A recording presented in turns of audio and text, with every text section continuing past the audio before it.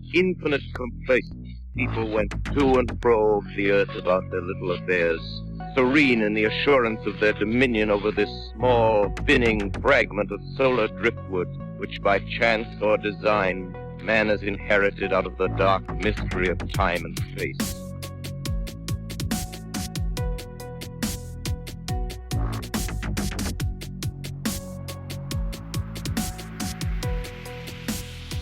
On this episode of Into the Fray, I welcome Brian King Sharp on with me.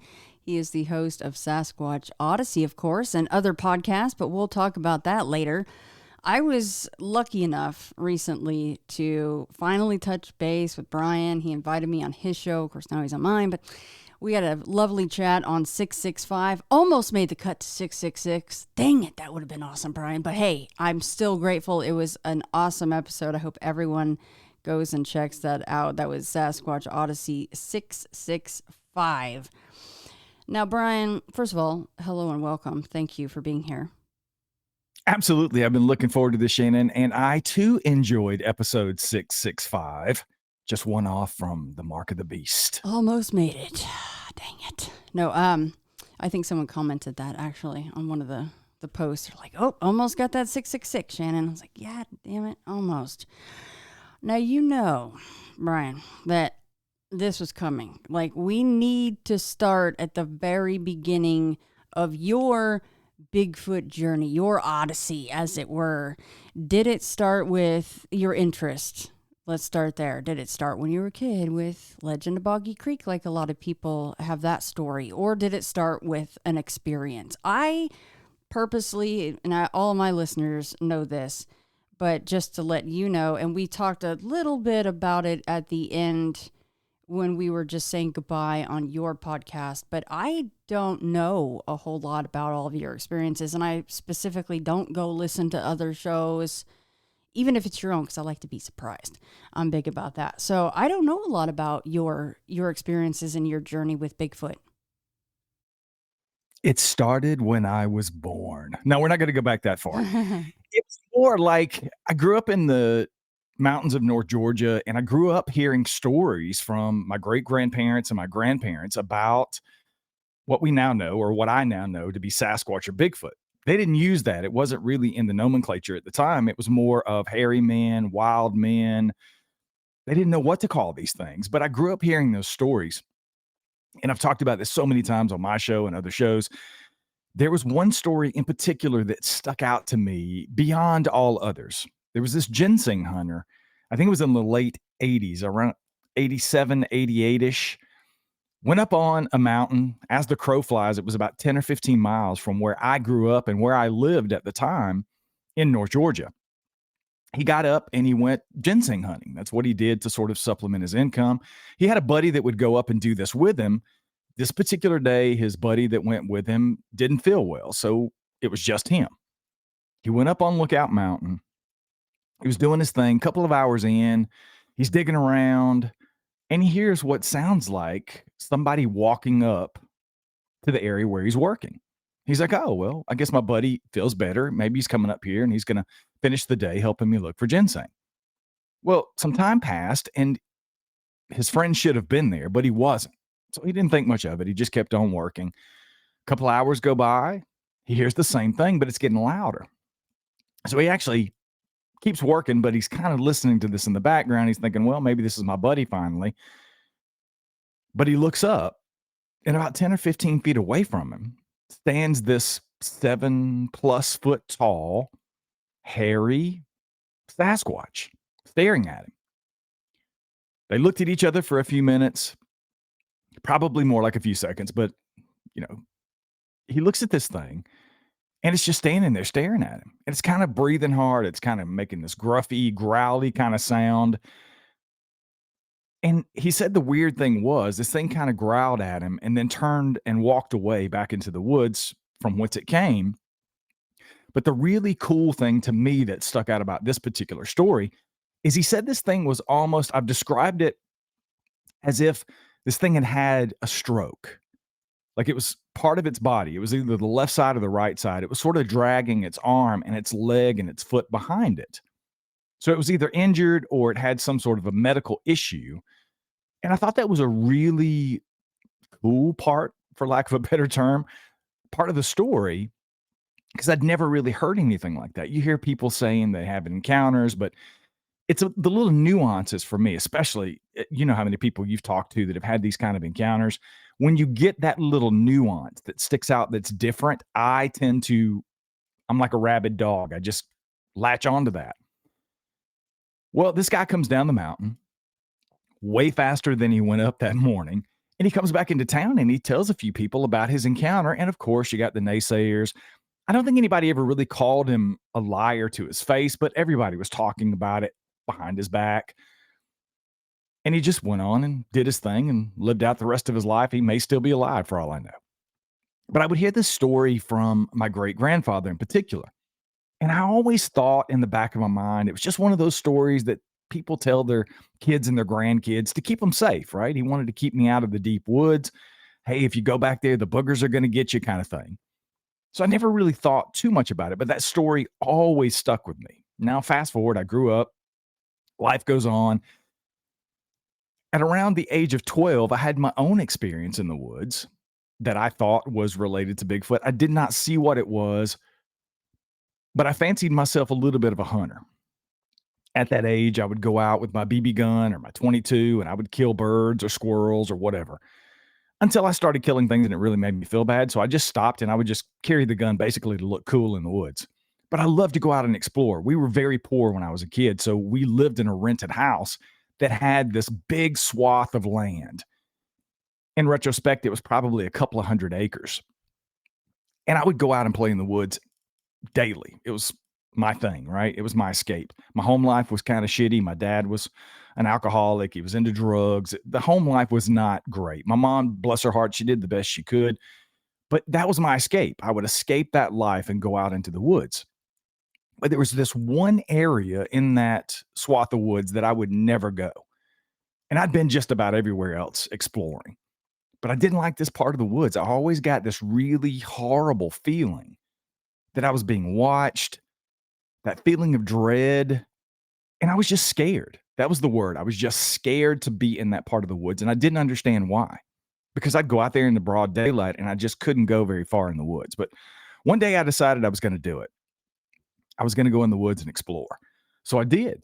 And I got into this particular area and I started hearing what sounded like something upright, bipedal, walking.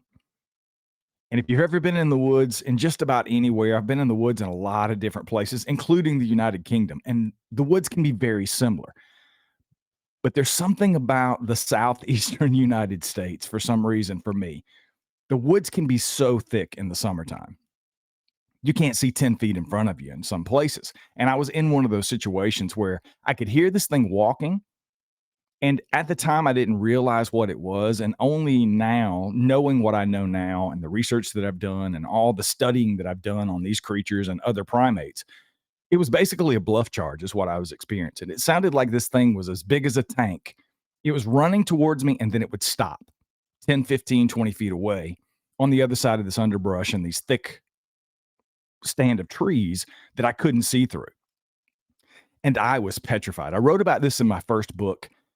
I think I described it in the book as it feeling like my legs were made out of wooden 4x4s and they were stuck into the ground.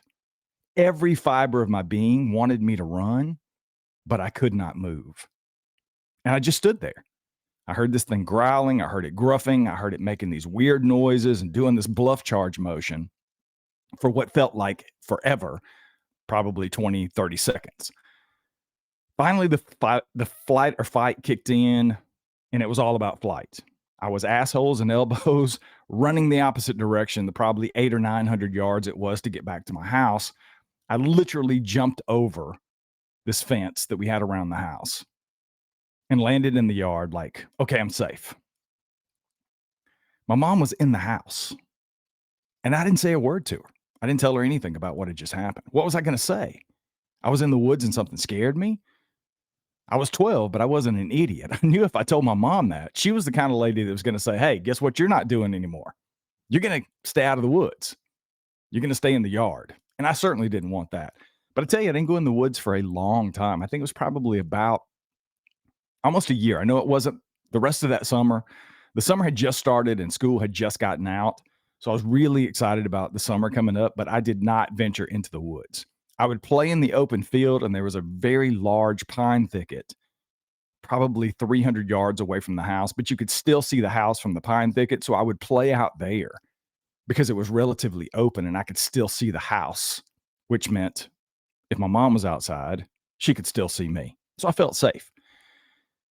But of course, as life goes on, I grew up. I eventually became a police officer. I was in law enforcement for a little over 16 years. And I just didn't talk about that stuff. I'd had a UFO experience when I was 16 with my mom. We'd seen what I believe to be an alien craft. I had this experience that was really weird. We lived in that house that was haunted at the time. I was hearing voices, and there was a lot of what I believe to be demonic activity going on in the house. There was just a lot. But I didn't talk about that stuff as an adult because you have to prosecute people. I did a lot of DUI. I did DUI for a couple of years. And DUI attorneys, especially in Atlanta, I went up against some of the biggest DUI attorneys in the country. They will dig into your personal life and find anything they possibly can. And I didn't want to be the guy on Facebook posting about Bigfoot and then having to go into court and talk about it in front of a jury, right? So I just suppressed that and didn't really talk about it until later on in life when we eventually left the police department back in 2016. We sold our house. We bought 40 acres in the middle of nowhere in North Carolina. And then I started the show, and then I was starting to talk about some of those experiences that I had at a younger age. But that's really a very long answer to a short question and what got me interested and started in the subject and looking into this creature and going down this road. And how many years were you guys at that house where you had that feeling of dread in that one area? I'd lived there, I want to say, from the age of 10 up until maybe 13, 14. So maybe 3 years, 4 years. And would you have that same feeling of dread no matter when you went out? What time of year? Was it there every single year, every single time you went to that area? Oh, yeah. From day one. From day one. As soon as I went into that area of the woods, I always had that feeling. Because we do hear of places where it seems like the fetuses, they hang for either a long time or forever, and then other cases where it looks like they're more migratory, they move around. But some areas, I don't think they really need to do that. And I'm sure this tract of land that you guys had probably had plenty of food, plenty of water, plenty of coverage, of course. So why leave? So the thinking probably is, maybe that was their living room or their birthing area. And it's a good thing that, yes, we are far removed from a lot of our primal caveman type instincts, but some of them are still in our lizard brain. And thank God for it, because I can't imagine if you actually walked into that area and then it's like out of the movie The Gray or something, and you're like, oh, great, I am literally in their living room. I am really screwed here. Yeah, and that's exactly, even my young brain at 12, somehow I seem to know that. I'm sure it was probably subconscious on some level, but it kept me away from that area for a very long time. Probably the first year to year and a half that we lived there, I would go in that area. And just this one time during that summer, for whatever reason, I got really brave and decided that I was going to screw it. I'm just going to go, because I so wanted to explore as much of that area as possible, because I felt so alive and so at home in the woods. I still do to this very day. We live in the middle of 40 acres. We wake up in the woods. We go to sleep in the woods. It's where I've always felt my most comfortable. But that, hands down, has been one of the scariest moments I've ever experienced in the woods. And I know some of it probably has to do with the fact that I was 12 years old. I was going through a lot with the relationship with my mom and my dad. I was prepubescent. I know that's in the paranormal world. I've had conversations with people in the past that have asked me, do you think it was possible that instead of Bigfoot or something like that you experienced in the woods, could it have been something that was going on inside the house? This demonic entity that I felt was present in the house. Maybe it followed you outside, and maybe it wasn't a flesh and blood Sasquatch that you were dealing with in the woods. Maybe it was this entity. And I've always been open to that because I did not see what I was standing in front of. So I've always been open to that. My gut has always told me that it was a Sasquatch, that it was something very flesh and blood, but I don't know. I'm open to that. And the more that I've been in this and the longer I continue to talk to people and document other strange experiences that people have, the more I become open to that. So I don't know. It's always possible. I agree on that because I know of a handful of people that, and these are just the ones that have come forward, that have said, I was 100% flesh and blood aper, and then I started to look into it, and then I've never had any kind of haunting activity or classic poltergeist activity. But then the deeper down the Bigfoot hole I went, these things started to happen in my home, and it completely changed their mind about maybe what they were dealing with. Yeah, and I've always been open to that for myself and other people. I used to separate those when I would have conversations with people who would say, "Hey, I'm having these weird lights. I'm seeing orbs. Sometimes there's what appears to be alien craft involved, and I'm having Bigfoot activity." I'm like, wow, you fit the mother load here. You got everything going on, but I'm going to separate all that weird stuff and put it over here. And I'm just going to focus on Bigfoot because that's not related. There's no way that the lights can have anything to do with Bigfoot or vice versa. And I don't think that aliens are curating these Bigfoot encounters. I don't think they're riding Bigfoot around on some alien ship and they're dropping them off to go to the bathroom and picking them up later. But the more I have these conversations with people, even though I haven't experienced some of those weird things outside of maybe one or two things in my own experiences that happened just this past summer that have led me down that path a little further, I certainly don't think that these people are making this stuff up whole cloth. I don't think that they're in it for some nefarious reason to tell these stories. And if that is their experiences, I have to at least be open to the fact that there could be some possible connection between the two. If you're seeing orbs and you're hearing tree knocks and you're seeing physical Bigfoot creatures all at the same time, maybe sometimes it's just before or just after, but I think there has to be some sort of connection. I just don't know what it is. Now, I'm still very flesh and blood when it comes to these creatures, and I'm very nuts and bolts when it comes to approaching this subject and the research. But I think you do yourself and the subject a disservice if you're not at least open to those kind of experiences and those kind of conversations with people. Yes, 100%. Absolutely. You have to stay at least a little bit fluid. As they say, not so fluid that your brain falls out. No, but we have to. And, you know, like you're saying, if you got wood knocks and you're seeing orbs or UFOs and you have tracks that are disappearing, hey, could that all be Bigfoot plus FRAY plus this plus that? Sure. We just don't know. So we have to run from the E word, the expert word, because nobody is. But I do defer to those who have actually seen these things, of course, because those of you who have much more of an impression than someone like me, right? So in that case, that's why it's even cooler, because some of you who have seen them are willing to go, I saw something that looked flesh and blood, yes, but, and then there's a but, and thank God that there's people willing to say the but and then continue with whatever other weird shit happened after they saw the Bigfoot or during. So thank goodness for that. And you know, that ginseng experience that you just brought up is very interesting, because if someone is going to make up a story, how wonderful and wild and wacky that he would go, it looked like he kind of had a stroke or something. Like he was dragging, his whole left side and a droopy face or whatever the details were. What a wild and wonderful thing to come up with. Usually it would be this, it could have ripped me limb from limb and it was strapping. And I mean, 7 feet, of course, it could have really effed you up, probably no matter what. But to add in that kind of a side to this creature, it adds some credence to that story. It definitely does. And I should have finished by saying just a few years ago when I started to navigate creating more content on the podcast. Obviously, the podcast is primarily me interviewing someone every single week who's had an experience, an encounter with a Sasquatch or possibly a dog man or something that they can't explain. But as I was trying to create more content, I started navigating that and I started narrating stories.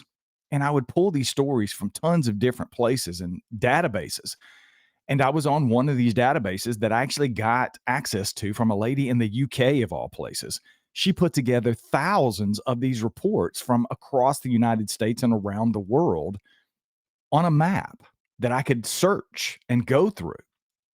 So I'm sitting here one day, probably 3 years ago, and I'm looking through this database and I'm like, out of curiosity, let me go to Georgia because I started Sasquatch Odyssey specifically to talk to people primarily in the southeastern United States. Georgia, Tennessee, Alabama, the Carolinas, Florida, the places where I grew up, where I was born and raised. I wanted to talk to people who had had those encounters here, closer to home, because I wanted it to be a possibility for me and everybody else. So I'm looking for stories to narrate on the podcast. And I zoom in on the map to extreme North Georgia, right in the corner next to Alabama and Tennessee, where I grew up in Summerville, Georgia. There was that report. The one that I had been told, the story I was told from my great grandparents, it was right there in black and white, written out just like I just described it for you guys, and just like it was told to me as a kid. And there was a drawing that this gentleman made of what he said he saw. And I included that in my first book, Sasquatch Unleashed: The Truth Behind the Legend. It's in the very first chapter of the book. You get to see that drawing that he did, and you get to read his story verbatim as it was written on this database. That was such a validating moment for me that my grandparents weren't just bullshitting me, right? They were actually telling me something that was true. And for me, as a person who's really into the subject, who's trying to document as many of these encounters as possible, that not only did he come back into town and tell people, because clearly the story kept going because my grandparents told me about it, but he at some point had to tell the authorities or tell someone who eventually put this on this database to keep it out there in perpetuity for everybody to read from then on. So it was a whole validating moment for me. And I don't know that it necessarily gave any more credence to the story, but for me personally, it certainly did, because we know these stories are told. People tell people these stories. Sometimes they come on your show or my show. They'll tell the story once and then they don't talk about it anymore. I had my own encounters last summer and I've never reported them to the BFRO or any of these databases. And this is what I do for a living. So I'm guilty of not sharing that information. But I think, at least for me, I've seen it with podcasting and these documentaries and the easy access that we have to all of this information. It's a lot easier nowadays, or it seems to be, for people just to tell their stories on a platform like this. And then we as podcasters and our shows by default become repositories for these shows. And that is important to me. That's one of the things that I really wanted to do with my show, was become that place that people can come and share these stories, but not just share them, but hear them. And I think it gives a lot of people, well, I know it does. I've been told many times, and I'm sure you've heard this too. Thank you for what you do, because without your show, I would not have had the courage to tell my story. And I only told it because I heard Joe's story, or I heard Judy's story, or I heard Susan's story, or whoever. But that's what resonates with people. So I think we have become, in a way, a new place for people to share those stories and then be out there in perpetuity for the remainder. Because long after you and I are gone from this world, I'm sure our shows are going to exist somewhere. And those stories are going to continue to exist and hopefully inspire other people to come forward and tell their own stories. That is pretty incredible that you just happen to gain access and have permission to go through her information and that must have been a shocking moment to actually see it written down somewhere. You're going, no effing way. Yeah, it blew my mind. And to see the image that he drew of this creature, very much like he described it, it just brought everything home and really solidified that this happened, 5 or 10 miles from where I grew up and had my own experiences as a kid. That has been one of the most powerful things that I've experienced since I got into this. 10 to 15 feet away is 100% brown pants stuff. So, did he talk much about how that affected him afterward? No, I didn't get any of that. There was Yeah. none of that documented. There was nothing in the stories that I was told because, frankly, who do you tell that, right? Yeah. Who's going to be curious enough outside of you or I or somebody who does this very similar to what we do that are going to ask those kind of questions? And those are the kind of questions I try to get into with the people that I have on the show because it is important questions to ask. And most of the time, people are too busy laughing or making fun or denying what they're being told or what happened during the encounter. So I didn't get a whole lot of that. And I think he was in his 30s or 40s at the time. He's very elderly at this point if he hasn't passed away already. But I would certainly love more than anything in the world to interview him and have that one-on-one conversation to be able to ask those questions. But unfortunately, I think that ship's probably sailed at this point. Yeah. Yeah, and I mean, look at your experience where you just I mean, you'd always known that something just wrong was going on out in at least part of the woods that you called home, and you didn't even have to see it, and you had the flight response, which I mean, that's the right response. Get the hell out, time to go home.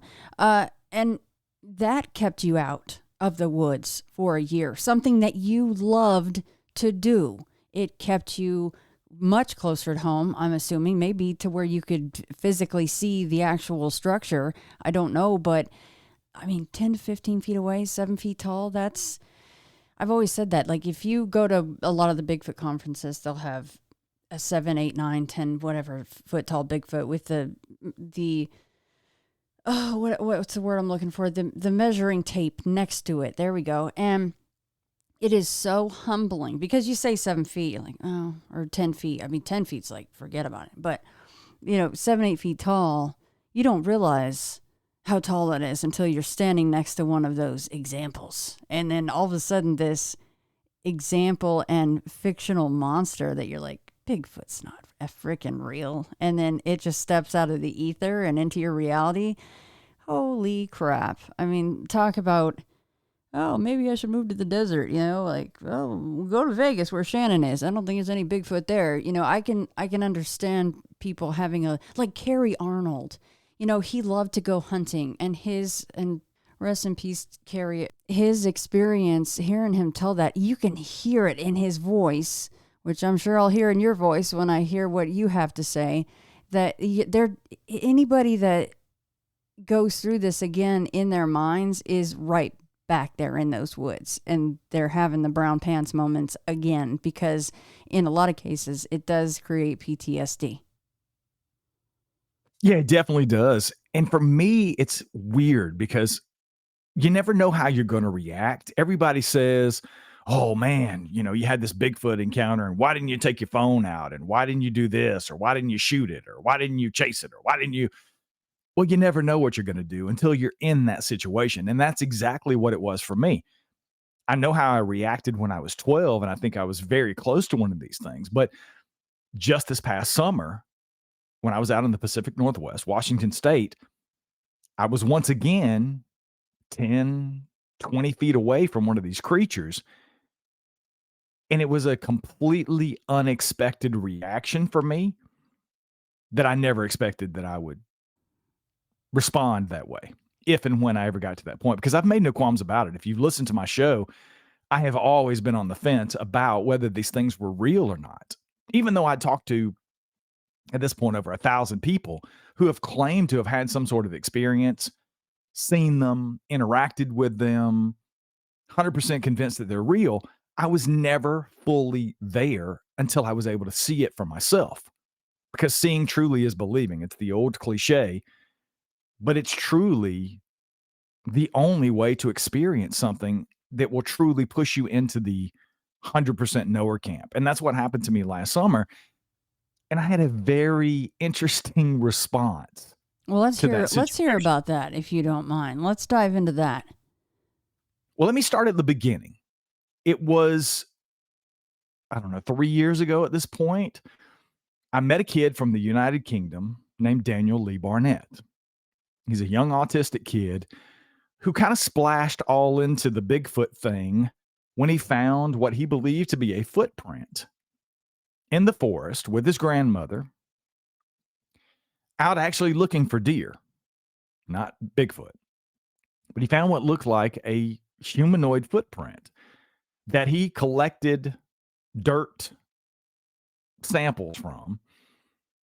And he ended up going and finding a lab that would test the eDNA from said sample. And he got back some really weird, I guess weird would be the right way to put it. Some really weird results that included old world monkey DNA in the United Kingdom. Now, if you do your Google on the interwebs, boys and girls, there are no known old world monkeys of any type in the United Kingdom. Those are South Asia, Africa, never been to the United Kingdom, right? So that means that there should be no old world monkey DNA in any eDNA sample taken from the United Kingdom. He never said it was Bigfoot, never has said it's Bigfoot, but he kind of made a splash in the Bigfoot world with that pretty, in my opinion, interesting result from the eDNA. Well, I actually got a message one day from Amy Boo. Amy Boo's a pretty prominent Bigfoot researcher that most people will probably recognize. She runs Project Zoo Book. Amy reaches out to me and says, hey, there's this kid over in the United Kingdom who got this really interesting DNA result from some eDNA. I think you should have him on the show and interview him. So I reached out to him on Facebook, or he reached out to me. I don't remember exactly how it worked. But that's when I found out the kid was 13. And I'm like, holy shit, this is a baby. I'm not going to jump on a video call with some unknown random 13-year-old without talking to your parents. So let me talk to your dad or your mom. So he put me in contact with Craig, his dad, and he's like, oh yeah, we don't do anything with Daniel's interviews. He sets up all of his own stuff. He's completely good to go. You guys do the interview. Have a great time. So I had the kid on the show. Absolutely fascinating stuff. Brilliant kid, amazing interest in the subject. He was all about it. So we became friends. We continued to contact each other back and forth. He had a podcast of his own he had started. I went on his show. And then he organized a conference in the United Kingdom about Bigfoot. And he asked me to go over there and speak last summer. So I actually flew to the United Kingdom last summer and spoke at this kid's conference. Well, he is autistic, and he had selective mutism for about 8 years, 7 or 8 years. He didn't talk. The only thing that brought him out of his shell was his grandfather's interest in finding Bigfoot and Expedition Bigfoot. So they started watching the show together. And Daniel started talking about Bigfoot, and that drew him completely out of his shell. It became his new obsession. And then fast forward, here we are. Well, they start to do a documentary. There was a production company that was interested in the story. They wanted to do a documentary and follow him on his Bigfoot journey, his Bigfoot life. Thus the name of the documentary, My Bigfoot Life. They started filming in the United Kingdom. Daniel got Renee from Finding Bigfoot over there, Ronnie LeBlanc from Expedition Bigfoot, Ryan, RPG Golembeski went over from, obviously, if you know Ryan or anything about RPG, he was on Finding Bigfoot behind the scenes for many years. He was on the very first episode of Expedition Bigfoot, got really sick, got removed from the show, and actually replaced by Ronnie LeBlanc. They've become friends. It's all good. Nobody's fighting, I promise, kids. Anyway, they went over there and started filming this documentary. And then we finished in the United States. They wanted to go to the Mecca for Bigfoot activity, which is the Pacific Northwest, Washington State. So Daniel reaches out to me and asked me to be a part of the documentary. They were coming over. The whole family was coming over. Chris, another friend, an investigator from the United Kingdom, was coming as well. And they wanted to meet out at the Olympic Project headquarters in Washington State. So we ended up meeting Bobo from Finding Bigfoot there. And Craig, Daniel, his grandparents, the whole crew came out. We did some filming in and around the Seattle area for a couple of days. We were actually waiting on Daniel to get here. You can see it in the documentary. It's a part of the documentary, but he had an episode on his flight when he was leaving the United Kingdom.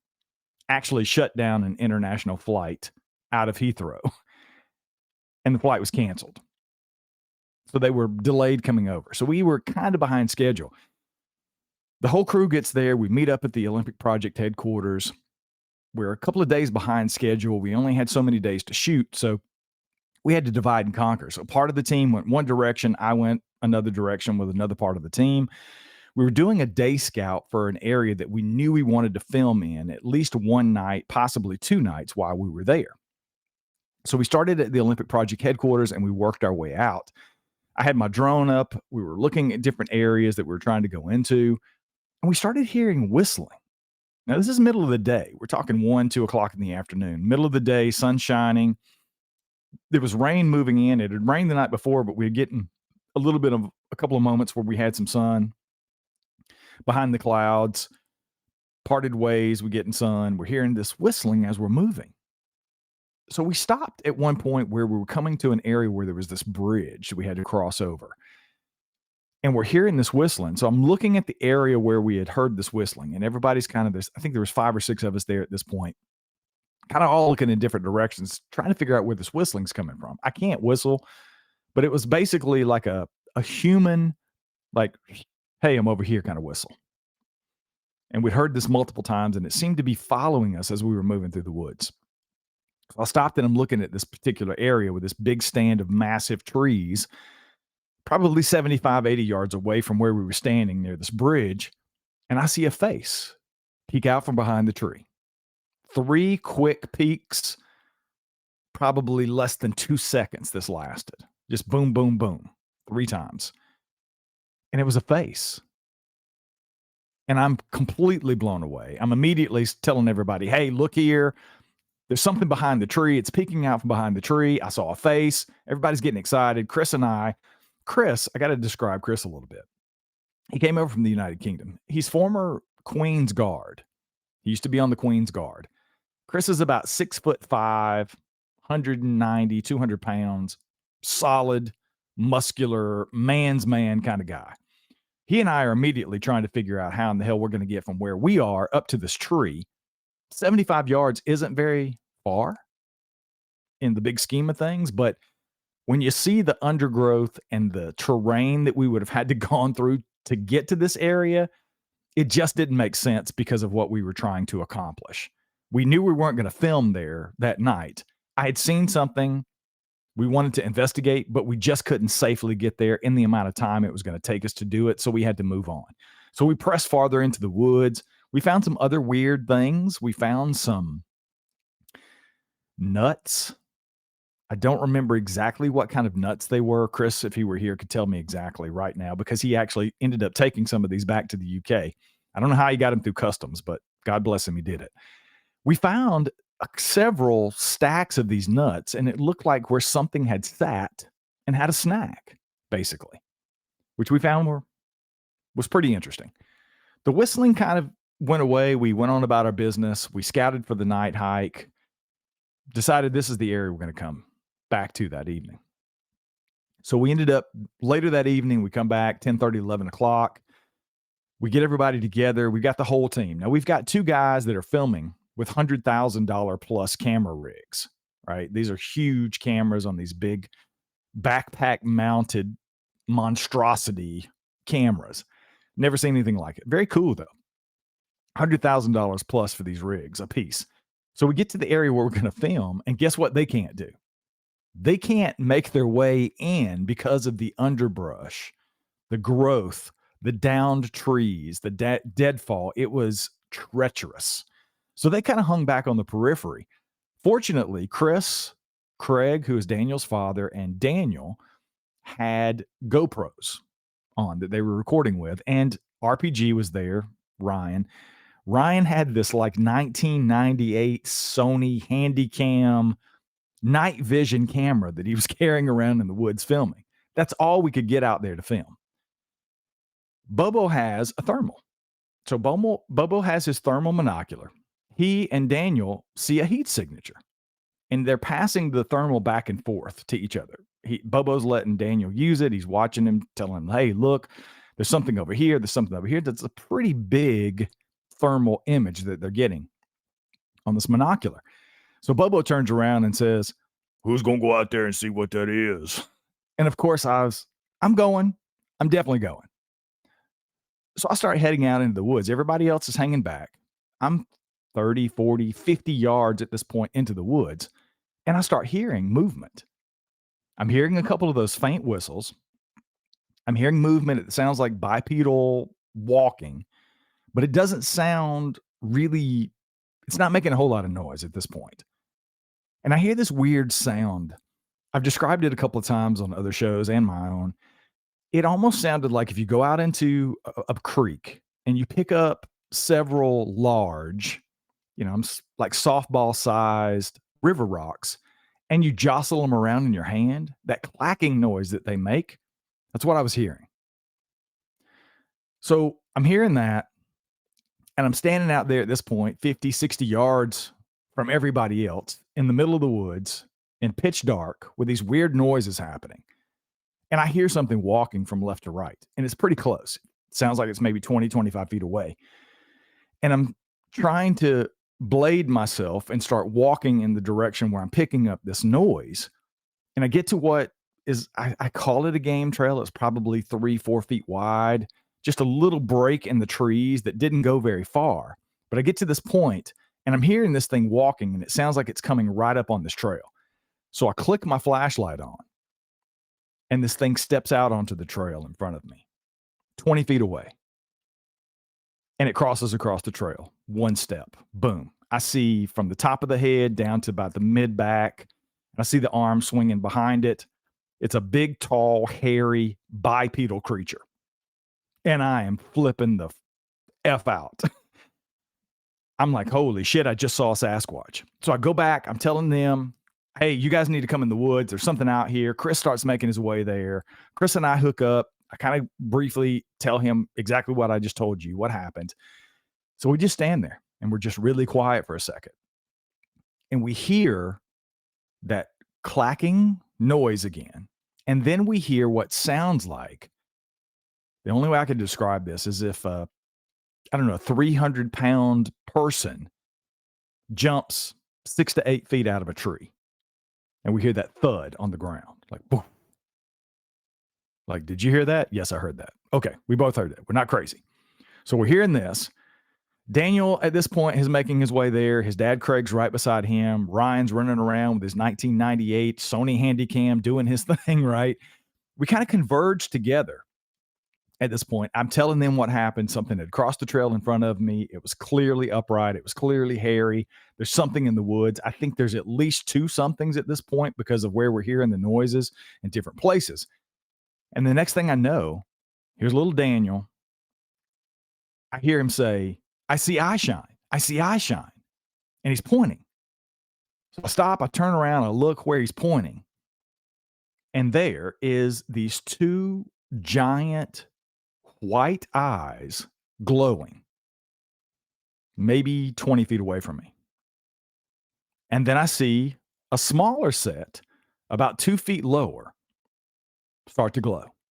So I'm seeing 4 what I believe to be eyes at this point glowing.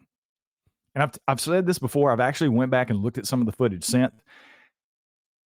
At first, I thought there was no ambient light at all. After I've went back since a couple of interviews ago and looked at the footage from this doc, there was some ambient light. So I initially got the impression that these were glowing, as in self-illuminating, but there was ambient light there. It could have been reflecting. But nonetheless, there's just 2 sets of eyes. And it's hard to describe, Shannon, but I know you've probably talked to people that talk about the swaying back and forth when they see these creatures.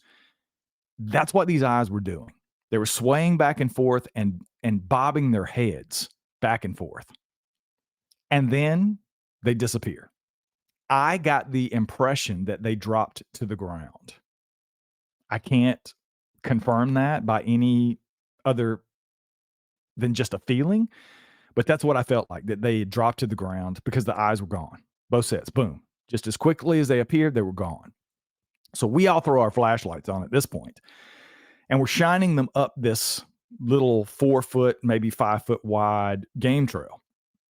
And as soon as we turn the flashlights on, I'm moving forward. You can physically see me in the video from the dock.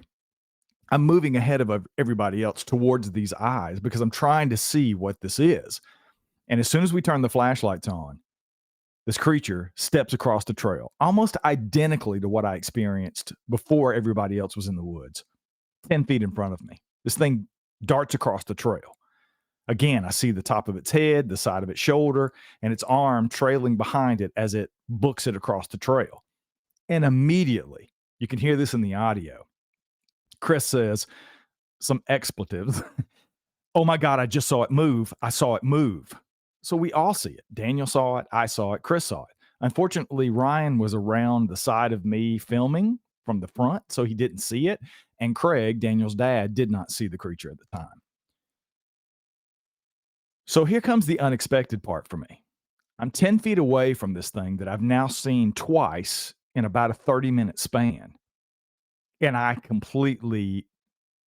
know what the word is. If I blacked out, I don't know what happened, but I just started chasing it.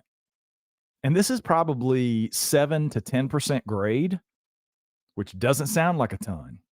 But the next time you're in the mountains and you see a sign that says, there's runaway truck ramps coming up, that's probably about a 7 to 10% grade that you're going down. It's pretty freaking steep. And it's pretty steep when you're running up it in deadfall, in all this underbrush and these briars, and it was absolutely insane. But I'm chasing this thing as fast as I can go, as fast as my legs will carry me. I'm running up the hill, and you can hear Daniel in the background in the dock, "Run, Brian, run, Ryan, run, Brian." And I'm chasing this thing, right? And Ryan is right on my tail with his handy cam. In retrospect, it was probably one of the dumbest things I ever did, but I don't know what I was thinking in the moment. All I wanted to do was get closer and see this thing again. So I continue to book it. Of course, the thing is completely gone. There was no seeing it again. It was completely out of there. I made it up to the top of the ridge. Ryan makes it up to the top of the ridge, and he sticks this handy cam in my face, and he's doing what he's supposed to do. He's a producer on this thing, right? He wants to know what I saw. And I tell you, it was one of the most emotional moments I've ever had in my life. I bawled like a baby. And Ryan was like, what is this emotion? And I said, you know what? Honestly, I feel like such an asshole. And he's like, what are you talking about? I said, dude, I have interviewed hundreds of people for my show at this point. I'm over 600 plus episodes into the show. And there's so many people that have told me about seeing glowing eyes. And I thought they were full of shit. I didn't think it was real. And I didn't believe them. I did not believe that part of their story. I tried to explain it with everything else under the sun. Not necessarily saying they're lying, but they're mistaken, right? Because those can't glow. It's a flesh and blood creature. Our eyes don't glow. We don't even have eye shine as human beings. That's not something we can do. So this can't be real, but it is, because I just saw it. And 2 other people experienced the same thing I did at the same time. And I felt horrible. I was so conflicted in that moment because I just experienced something that I never in a million years thought I would be able to experience. And then on top of that, I had this guilt of how I had treated other people. I didn't say it to their face, but I felt it when I interviewed them. I was doing that internal eye roll, and I felt like such an asshole in that moment. And I still do, even to this day. So I was so conflicted with being so elated that I had just solved this mystery for myself. There was no more doubt in my mind that these creatures were real. And I knew I had just experienced something that very few people on earth ever get to experience. Yet I was so conflicted because of the way that I had, I'll say, treated other people and their experiences, because I didn't believe them. And that was a tough thing for me, but I quickly got over it. And I just rejoiced in the fact that I had solved this mystery for myself. I had become, and I hate this word, but I had become a knower. And I now understood what it meant for people who had said that to me in the past. And I never thought I would be able to experience it, but I did. And I experienced it with a group of people that I love very much, that I care very deeply for. And I wouldn't have wanted to been on that summit talking about that and experiencing that with anybody else. I'm still getting a little emotional now thinking about it, just because of the powerful nature of the experience. I had just confirmed that something that's not supposed to exist not only exists, but I stood 10 feet away from it and I chased it up a frickin' hill like an idiot. So we reconvened, everybody sort of debriefed. We ended up going back down and did a really cool moment where Ryan had this really cool idea to get the whole group. There was probably 14 of us, 15 of us total at this point, that reconvened at the bottom of the summit. We were wrapping up the night and we did this really cool, long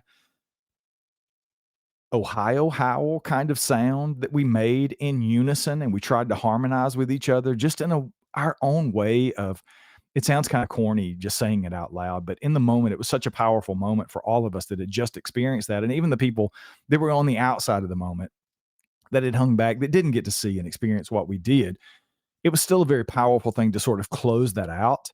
And I'm not one of those people that really thinks that those emotions or those intentions are necessarily something that Sasquatch may pick up on.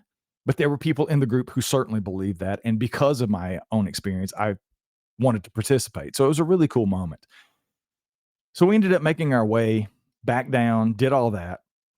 And Bobo says, hey, it's been my experience in the past. If you have a really close up encounter like that, sometimes if everybody else in the group reconvenes and then they kind of move off, if somebody stays back, you may have another experience, maybe even closer than the one that you had before. And of course, what did I say? Yeah, I want to do that. That sounds great. Everybody else leave. I'm going to stay back. So that's what happened. Everybody reconvened. They made their way back down. We're probably about a mile and a half away from the headquarters for the Olympic project. So I stayed back in the dark by myself. And I'm going to tell you something. I didn't stay long, because as soon as the voices drifted into the night and the lights faded and I couldn't see or hear anybody else, I had the most overwhelming fear, dread feeling that I've ever experienced in my life, even more so than what I experienced when I was 12. The only thing I can equate it to was, and this is not mind speak, I'm not saying anything spoke to me in my mind. This is simply the feeling that I had, was that you need to be somewhere else right now. You do not need to be here. So I didn't stay. I made it maybe 5 minutes, 6 minutes. And I caught up to the group before they got back to the headquarters down at the Olympic project. And Bubba turns around and he's like, dude, what the hell are you doing? I thought you were going to stay up there. I was like, yeah, I was, but I had this feeling and I knew I needed to go. I still to this day can't explain it. I don't know if it was simply the adrenaline dump was happening. I was coming down from that. I don't know if I was just freaked out because I was replaying what had just happened in my mind from being 10 feet away from a Sasquatch. I don't know what it was, but I did not want to be there anymore. And I was very fearful, which is weird to me because I was just 10 feet away from one of these things that I saw with my own eyes, and I'm chasing it with zero fear and zero reservation at all. And now I can't stand in the woods by myself for 10 minutes without having this overwhelming fear that literally and figuratively pushed me down the mountain to reconvene and reconnect with everybody who had just been there. It's weird. I can't explain it to this day. I don't know what that is. I tend to think it was more just the physiological coming back from the adrenaline dump that's happened to me before when I've been shot at and other things. As a police officer, you kind of have those moments.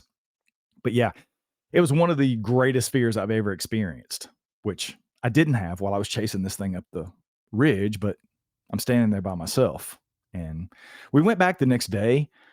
I tell you, it is amazing that nobody broke a leg or an ankle in the area that we were. When you go back in the day and you see where we all ended up running up that ridge, it was amazing nobody got hurt because it was some of the thickest, worst deadfall and tangled briars and all the things that I've ever seen. And if you've ever been in the Pacific Northwest, you kind of know what those woods look like. But yeah, we went back to see if there was possibly any evidence that we could see hair, we might even see a footprint. Of course, there was nothing. It was just deadfall and briars and those kind of things. And funny enough, we were actually looking for, and it's still there. If anybody's listening and you want to go to that particular area, Chris lost one of his GoPros. He had one facing forwards and he had one on his hat that was facing backwards. The one that was facing backwards, he lost it. So there may be a picture of a Sasquatch picking it up and looking at it. I don't know if they maybe collected it as a souvenir or what, but we never found it, nor did we find any hair or footprints. But yeah, that was my experiences just last summer. Gosh, it was like this past August. So August was a year ago.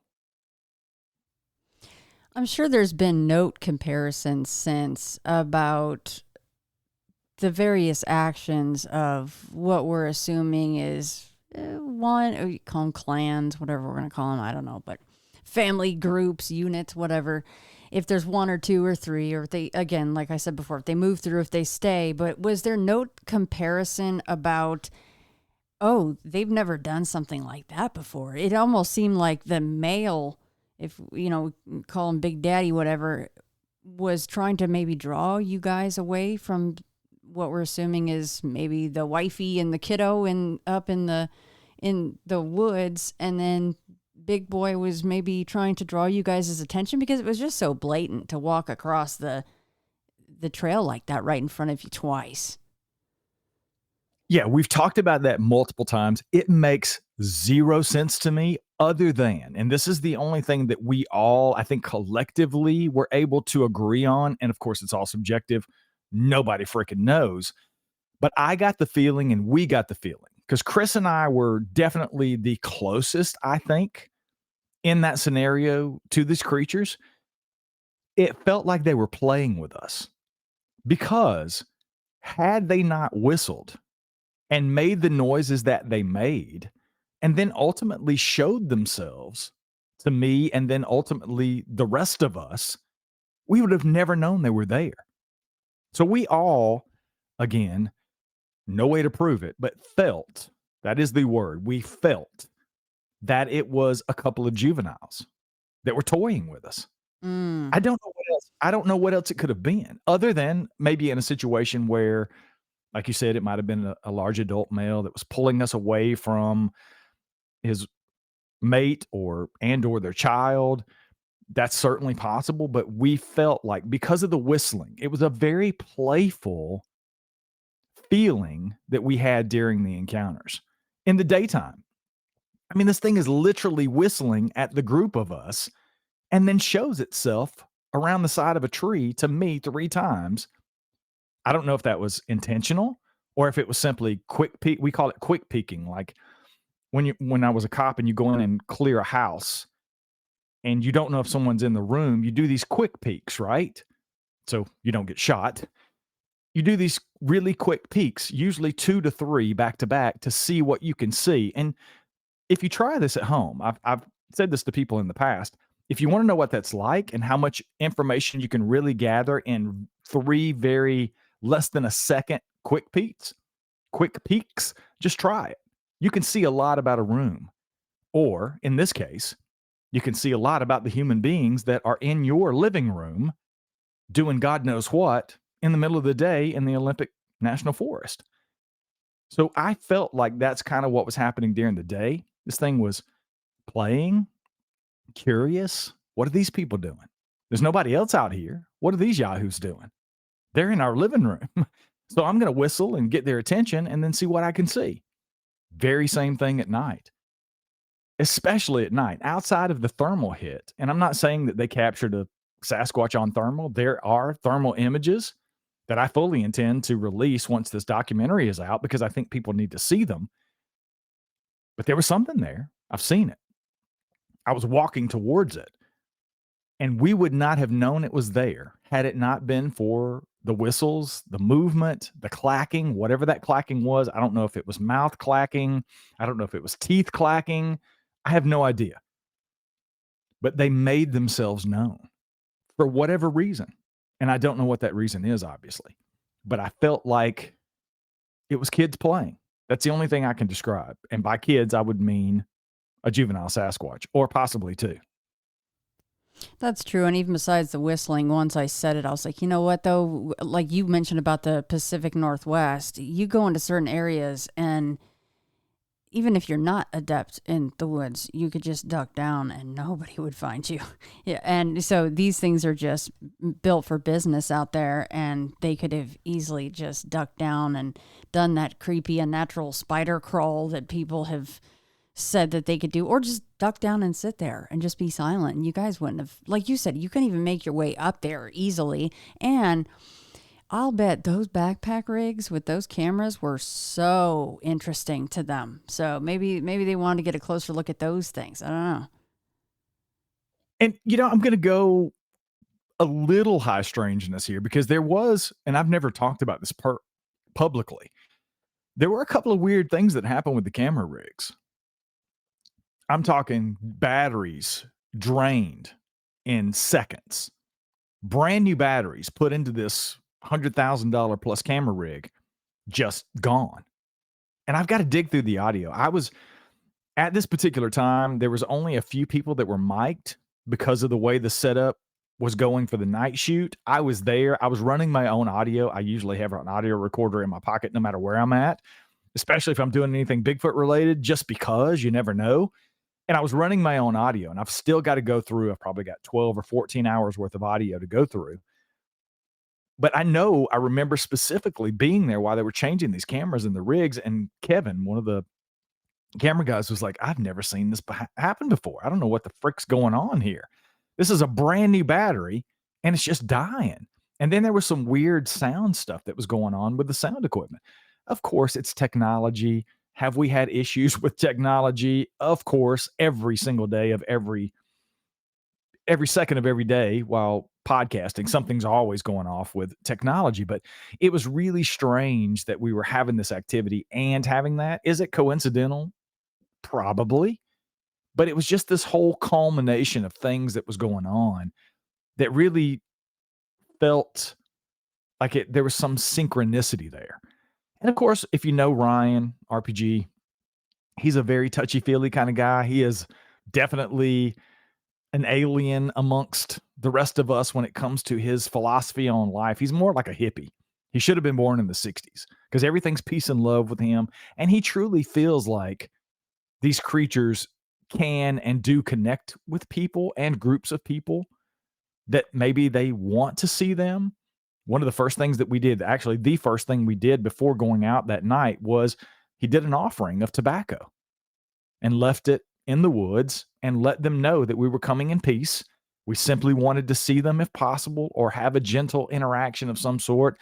So he's into all of that stuff. I don't necessarily subscribe to that. I'm not saying that it doesn't exist, but just for me, being a person who doesn't subscribe to that and seeing these weird things going on with these camera rigs, it made me scratch my head a bit and say, could this possibly have been related? Could there have been more going on in this situation than I know? I don't know. I don't talk to people often that get that close to a Sasquatch. I mean, 10 feet away is very close. It's extremely close. Again, measure it off. Do your quick peeks into the room and then take a tape measure and pull out 10 feet and see how you would react if you were 10 feet away from a 7-foot tall, hairy creature in the woods. And that's what happened to us. And it would not have happened, in my opinion, again, I don't think, if they had not wanted that to happen. So I said all that to say, is it possible that somehow, I hate to say this, but were we selected to see them? Because I know people feel that. I've never really felt that way, but the more I examine what happened and talk about it, am I open to that possibility? Sure. Frankly, I don't care how it happened. I'm just glad that it happened because it literally changed my life overnight. I was no longer skeptical about these creatures. I've said that so many times. I'm never skeptical about these creatures anymore. I'm just skeptical of people. I'm always skeptical of evidence, but never the creatures because I 100% know they're real. This may be hard to answer because of what happened just minutes later, but if all you got to see was the quick peeks, would that have been enough for you to prove to yourself that they're real? No, absolutely not. Although I saw a face, I know it was a face, and I'm 100% convinced it was one of these creatures. It was so fast, literally less than 3 seconds. I could not, in good conscience, say that that would be enough for me to 100% definitively say these creatures are real. Yeah. It would have had to have been the follow-up experiences that I just talked about that pushed me over the edge for that. Yeah, I understand that because, not personally, of course, I wish I did, but just folks saying that even when they do see them, maybe not within 10 feet, I think that that's a whole nother level of confirmation. And that can go either way. You ran after it, which is pretty badass, by the way. Others would run and never go in the woods again. We've heard those stories, which are really unfortunate. But anyhow, if something is maybe just a little bit far and a little bit something this or that, not blurry, but just you couldn't quite see enough of it to where it satisfied you, people that they go, I know that nothing else can explain what the hell that is I just saw, but they keep just trying to put it in another box than the Bigfoot box, right? They try to talk themselves out of it because they don't want to be that fucking kooky person. And I do understand that. But I guess that's a good thing about seeing something that close. You cannot deny that at that point. And even though it was that close, it was with 2 other people who saw it simultaneously. And I don't want to get too crazy, but there is footage.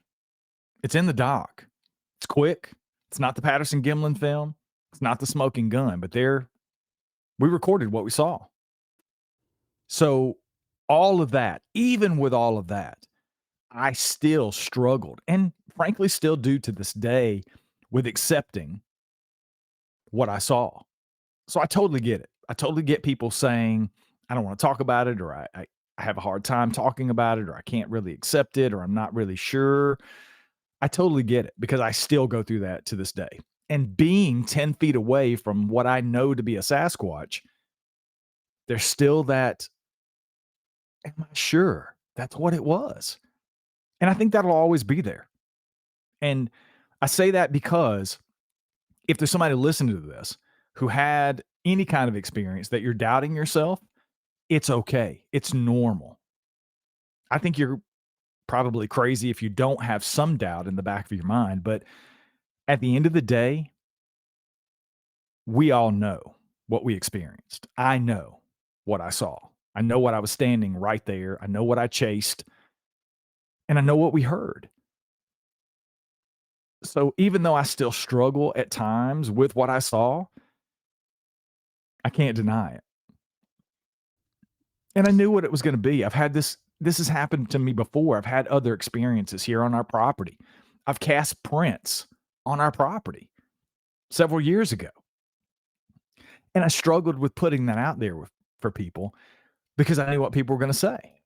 Oh, the Bigfoot podcast guy buys 40 acres in the middle of frickin' nowhere, and lo and behold, he's got Bigfoot traipsing around on his property. Yeah. What are the odds, right? I'm not stupid. I know that's how some people, not everybody, but there are some people who look at it that way because they don't believe in this, right? Everything is a hoax. These things doesn't exist. So therefore, anything that you say about them or any evidence that you equate to them doesn't exist because they don't exist. So I sat on that forever. I didn't tell anybody about the footprints that I cast on the property.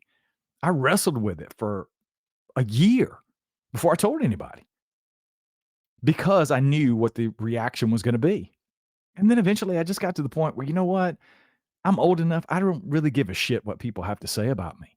I know what my experiences are. I know what the evidence is. And I'm just going to put it out there because how hypocritical of me as someone who makes their living interviewing people who've had Bigfoot encounters, but I'm not going to share what happens to me. Come on. I can't do that. So I started talking about it. I started talking about the vocalizations we heard right after we bought the property. That's how it started here. Then I talked about the footprints that I cast. And then, of course, people are like, well, has Dr. Meldrum analyzed them and given the stamp of approval? Has Cliff Barrickman looked at them and given the stamp of approval? I've done entire shows about gatekeeping in Bigfoot because I don't like it. I don't think that we as people, I don't care who you are, really have the right to look at anybody's stuff like that and say one way or the other because it's not your experience, right? And on some level, I've done that. I've talked about hoaxers in the past. I've made no qualms about how I feel about Todd Standing and Sasquatch Ontario and some of those people that are, to me, blatant hoaxes and obvious. But at the same time, this came out about the prints that they're in my first book. There's pictures and the whole story about how they happened, what happened, because there is a story that led up to that. Something was moving chicken food around on our property in this barrel for like 3 days before I found these prints. And then I finally found the prints and was able to cast them. And I knew how that was going to be looked at because they turned out, in my opinion, too good. They're really good prints. And then people started coming out when I did start talking about them, asking about had Meldrum seen them in Cliff. Of course I sent them to Cliff. Cliff wrote the foreword to my first book.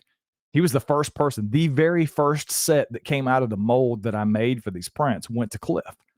And he scanned them. He did 3D scans, sent them to Jeff.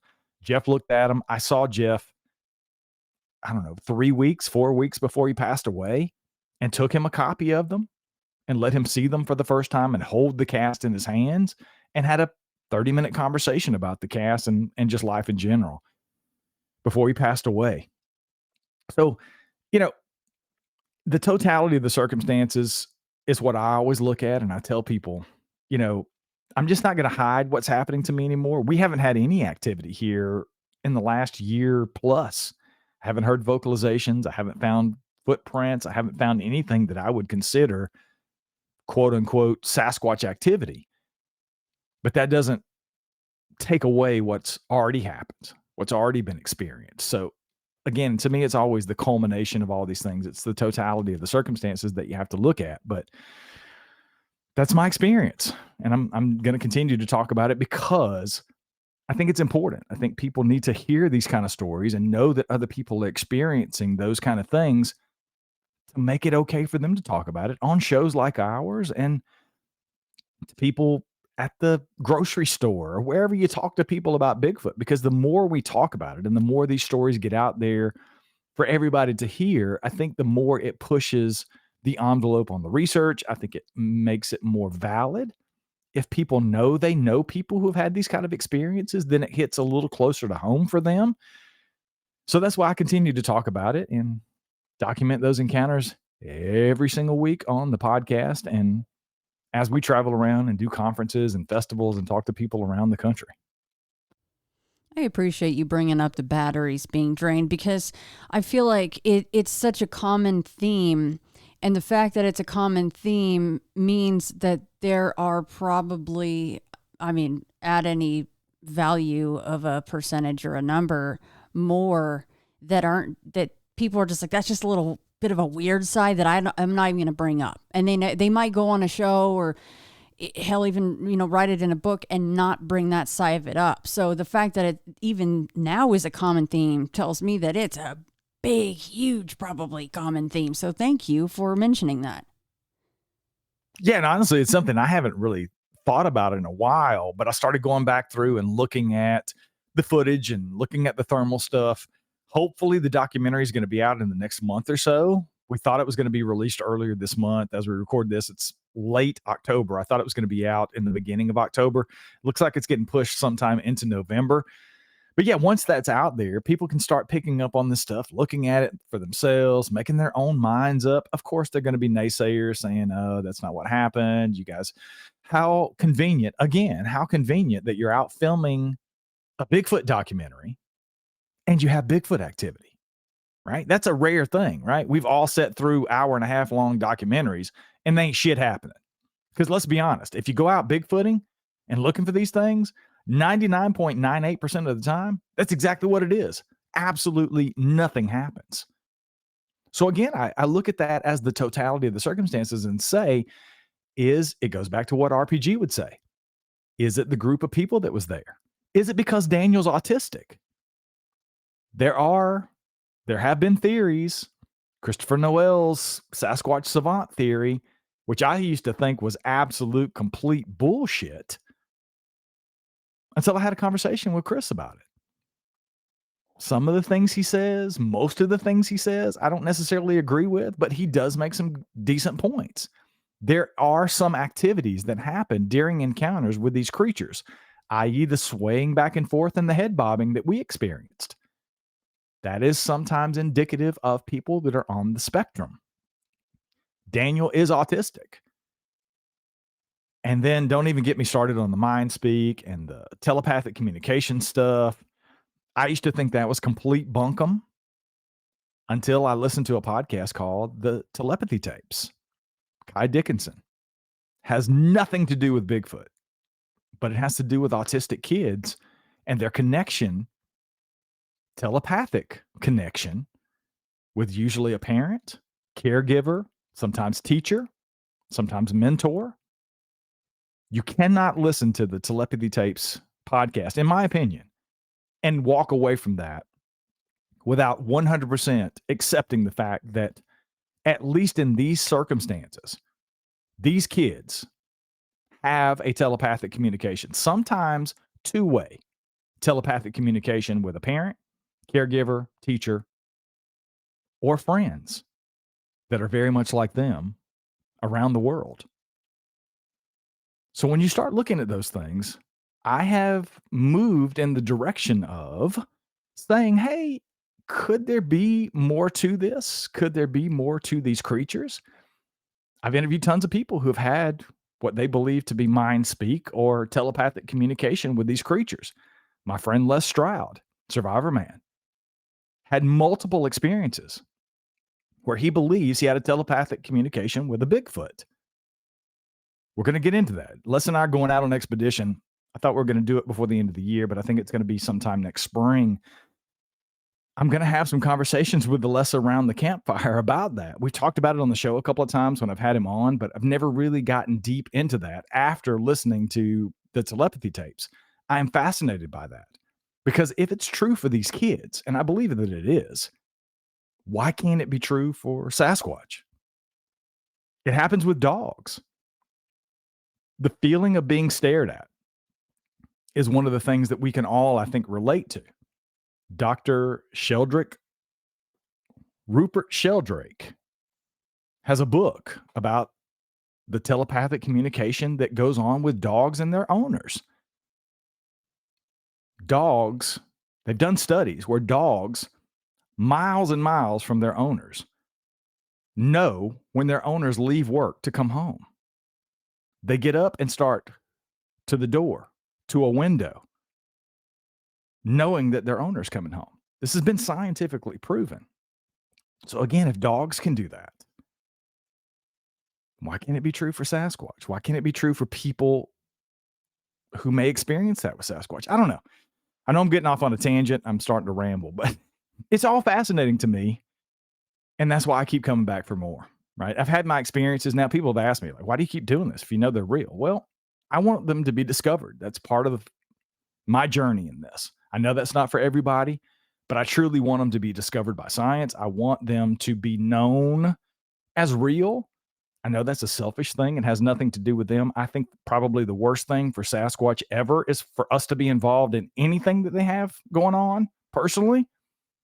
But it's something that I feel driven to do, if nothing else, just so other people realize that we're all not crazy.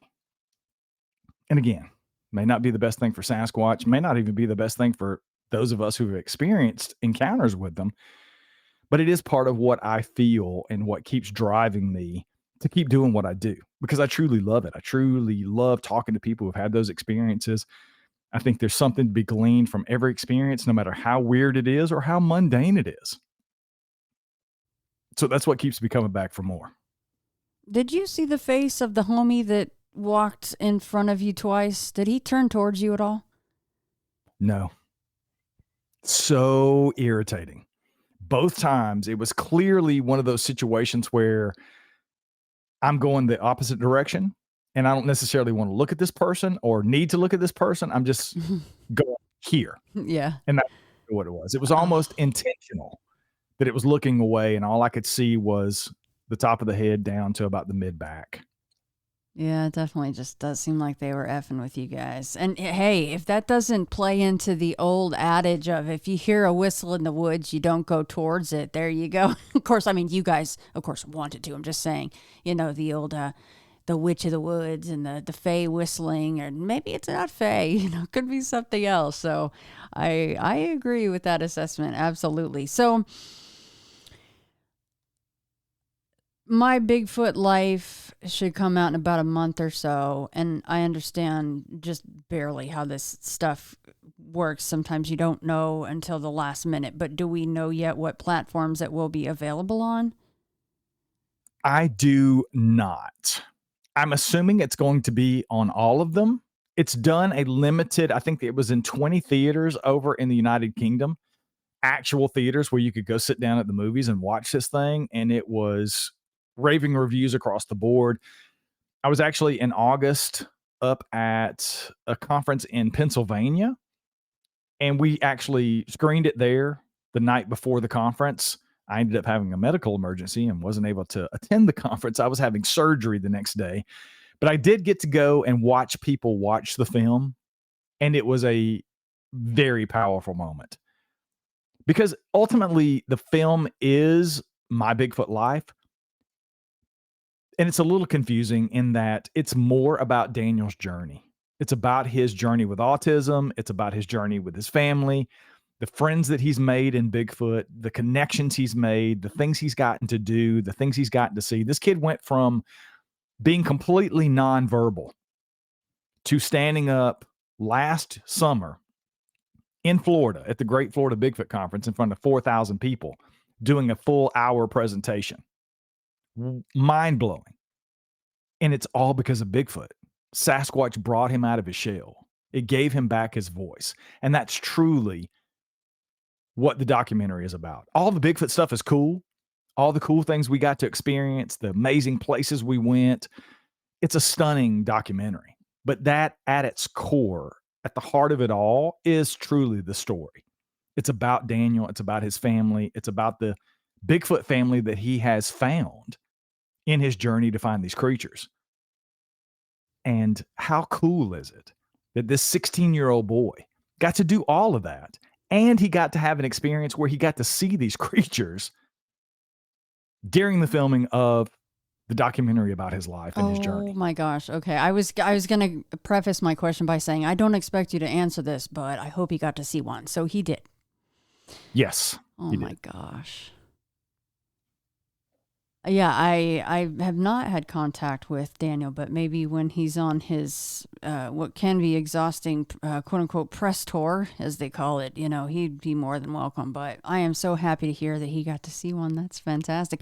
I mean, really, if you're going to see one, the Olympic Project area is definitely a good place to be. So that's incredible, and I'm glad that you had your confirmation experience as well. Yes, I did. Best moment of my life.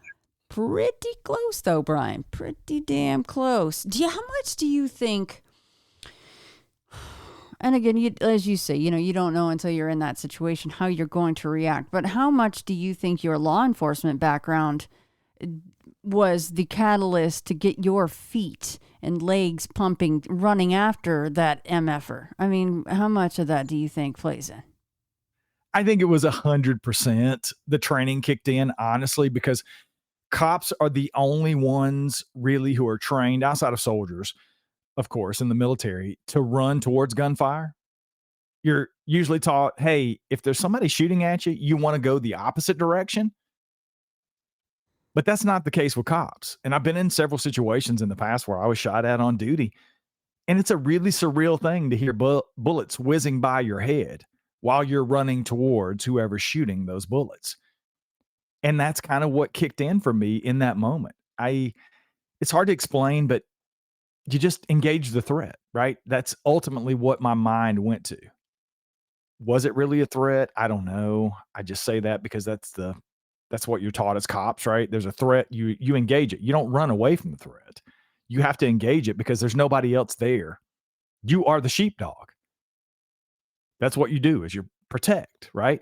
And I had friends standing right next to me. And I wasn't thinking that consciously, that I've got to protect these people from this 7-foot hairy creature that could probably rip me apart instantly. What was I really going to do? I didn't have a weapon. I didn't have a gun. But that's where my mind went. I guess subconsciously, I was just engaging the threat. And it's fight or flight. And 99.98% of the time, it's going to be fight for me as a cop. That's just what you do. You have to do what you have to do to get control of the situation. And that's where I was mentally at the moment.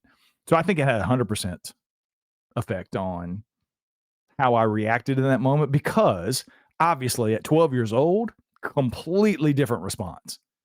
Frozen in fear, literally could not move, legs wouldn't move for however many seconds I was stuck there in that situation until finally, I was able to have that moment of clarity and the fight or flight kicked in and it was all about the flight. But yeah, it definitely had a huge impact on the way that I responded, I think, in that moment. And I'm glad it did. I didn't get to see the thing again, but I was so glad that I was at least able to overcome any fear that might have been there and press forward. And who knows, I could have experienced something else while I was running up there. I could have seen, if there was two, if there was another one, I could have had another experience. So I am glad about that, even though it didn't work out that way. I at least put myself in a position where, although probably not the smartest thing I've ever done, again, I don't recommend necessarily that you chase a Sasquatch if you see one, but that's what happened to me, and I was able to walk away from it unscathed, luckily. Were any of you guys armed?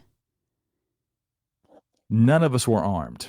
Do you think that also plays a part in a lot of these Sasquatch experiences? Because I also, like you, a lot of times I'll ask somebody that has an area they like to go out to and they have a lot of experiences, but it's usually like this guy with this guy or this guy with this, 3 girls or whatever it is. And I go, okay, what if this person's sick and you added this person in? Or a skeptic in, or somebody came in and they had a gun? How does it change things? What's your mindset on that? Did they know, what the boomsticks are? And do you think that would have played a part in things? Or you won't know for sure, but what's your opinion on that? I have never really thought that was a huge factor in these kind of encounters. Honestly, I don't necessarily think it made a huge difference in our situation. I think it can. Because obviously I think animals, and I think these things are very much like us, we are animals as well. I think you can pick up on those things and people's intentions to some degree. So does that play a role, or can it play a role? Sure. I've had conversations with people. Shane Carpenter comes to mind. I was just up in Missouri a couple of weeks ago and Shane was there for the conference and we did the camp out. I've had these conversations with Shane in years past about bringing people out to the 400. He and Randy had been out at the 400 forever doing their research, basically just the two of them. And when they brought other people out there, it disrupted the flow. He saw a difference in the creature's behavior patterns when other people were around. I don't know what that means, But I think it's very similar to other animals. I think if you bring other people into a situation where you've got a lot of deer on your property, couldn't they get used to certain people and maybe even your dogs and certain smells and things that happen every day on a routine? I think so. And if you disrupt that by bringing other people or new dogs or other things into the situation, can that change their behavior? Sure. But I don't think it's something, and I don't even know if this was your question, but I don't think it's something extraordinary. I think it's just animal behavior. Mm-hmm. And certainly, if you're walking in the woods and you have a large rifle in your hand, and we've all heard those stories, and I've documented some of those stories with hunters who have come very close to these things with rifles in their hands. They can be some very interesting encounters. These things can be somewhat aggressive, and they can seem to react to a weapon in your hands. But I've seen that with dogs. I've seen that with other animals. So, yeah, I think it's certainly possible, but I don't think in my opinion, I don't necessarily think they have some sort of extraordinary ability to pick up on that. Say I'm carrying concealed, right? I've got a 40 caliber Smith & Wesson compact that I can put on and most people wouldn't even realize I have it. Can they pick up on that when other people or maybe other animals wouldn't? I don't know. But I've never really felt like that was a thing because I've talked to plenty of people that I know go out and they're armed and they still seem to have encounters with these things, very similar to people who aren't armed. So I think it goes both ways, honestly. That dichotomy, though, of you running after it, and then when you decided to sit alone for a bit, see if you could replicate some kind of an experience or have another experience, is fascinating. And I'm wondering if you think that it may have been an instance of infrasound, or was it just your lizard brain going like, nah, bro, you're now out here alone with the Jay Cutler squared, beings. Like, maybe you should just freaking leave now. Like, you've had enough. High five, time to go home. Or was it maybe one of these infrasound situations? I have considered both of those things. And I personally believe it was more of me coming out of the adrenaline dump, me coming out of the situation I was just in. And I think I freaked myself out. That's what I feel like. Yeah. I don't necessarily know if there were creatures around, if they were emitting some sort of infrasound that was causing that effect. It felt more of, yeah, I think I've played my hand here. I think I better not push my luck. And I think it's probably time for me to go. I love that description, though. You're like, I heard the voice. I can hear. I put myself there when you're saying that. Like, the lights are fading and the voices are fading, and then all of a sudden, it's complete silence. You're like, hey guys, wait up. I totally understand that so much. But I also could hear Bobo saying, dude, what the hell? Aren't you going to hang out? Oh, Bobo was so pissed. He actually went back up there. He did. Bobo went back up. He did. We got back to base camp. He was like, Brian, what the hell are you doing? I thought you was up there. I was like, well, yeah, I was, but now I'm not. And he went back up. He was up there for 45 minutes. He had no other experiences. He said he didn't hear anything. He didn't see anything on the thermal. He had no weird feelings, nothing. It was just complete dead silence, which I was kind of glad that nothing bad happened to Bobo. But I don't know. I think that probably again goes back to it was probably more of me freaking myself out, watching the lights disappear, and it was dark as hell.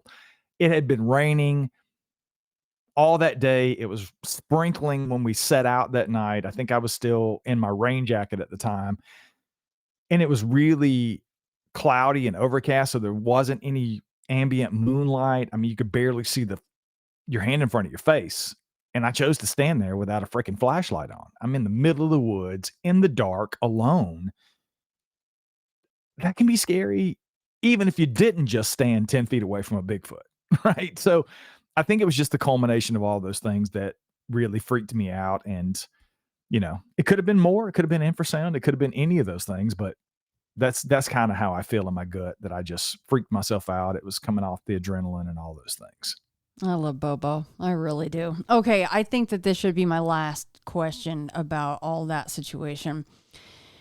So you do feel like the ambient light that you mentioned for the pair would have been enough to produce the eye shine that you guys saw? I'll be honest with you, I don't think so. Oh. Even after looking back at the footage, and I've watched it a couple of times, I've even tried to slow it down,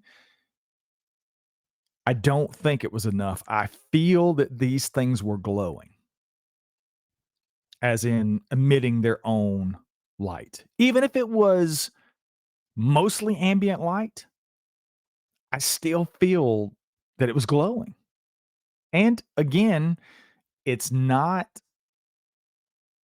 the end all be all smoking gun, but you can see it it made it into the dock. I'll put it that way. You can see the eyes.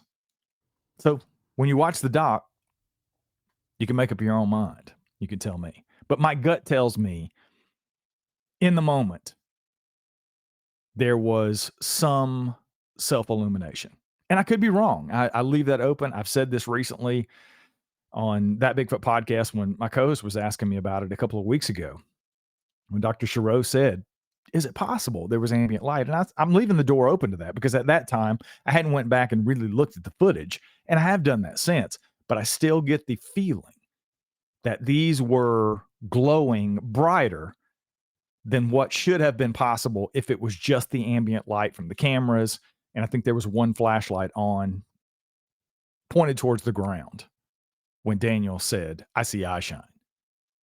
So I could be wrong. And I have no problems being wrong, but that's just my gut from being there and experiencing it, recalling what I saw, how I saw it, and how it played out. I don't think the ambient light was enough to produce the type of glow that we were seeing in the eyes. Well, I mean, we just brought Bobo up. I mean, I still quote what he said when he came on with me. He said it's not paranormal, it's just pre-normal. It's just stuff that we don't understand yet. You know, they might just have incredible abilities that we just cannot fathom at this moment. Something that is just chilling out in the woods and having glowing eyes and shit. But, you know, that's incredible, Brian, really, that you got to experience that. I had no idea about any of that. And I can't wait to see the doc. That's exciting. Yeah, I'm excited for everybody to see it again. Hopefully it'll be out, we'll say before the end of 2025, just to be safe. I'm hoping it's sometime in November, but I think definitely it'll hit streaming platforms by the end of this year for sure. So before we talk about some of the other shows and more about Sasquatch Odyssey, of course, let's talk just a little bit about some of the experiences that you guys have had on your property. Like, so it was something was coming in and monkeying with the chicken feed, but no chickies went missing themselves? Correct. The very first thing that happened on the property, we bought this property back in 2017, but we weren't living here full time, I'd say until late 2019, early 2020-ish. The first thing that happened was vocalizations. We have a tiny house. It's 400 square feet in the middle of the woods. And we had a hot tub on the front deck of the house, off the front deck in the yard, basically, in the woods. Everything's woods. I have 40 acres, but I don't own a lawnmower, if that just gives you a visual for what the property's like. So Danny and I were sitting in the hot tub one night, having a glass of wine, unwinding, probably October, early November-ish. This would be 4 years ago, roughly. And we hear what sounds like the Ohio howl, maybe a mile and a half up the ridge and back behind our property. We own 40 acres, but we're surrounded by hundreds of acres of property. Our nearest full-time neighbor is about a mile away. There's, I think, 600 acres that butts up to the back of our property that's just woodland. There's nothing there. And we were hearing this coming from that area. And it was just the typical Ohio howl, if you guys have heard that sound, that air raid kind of sound, right? We heard it a couple of times.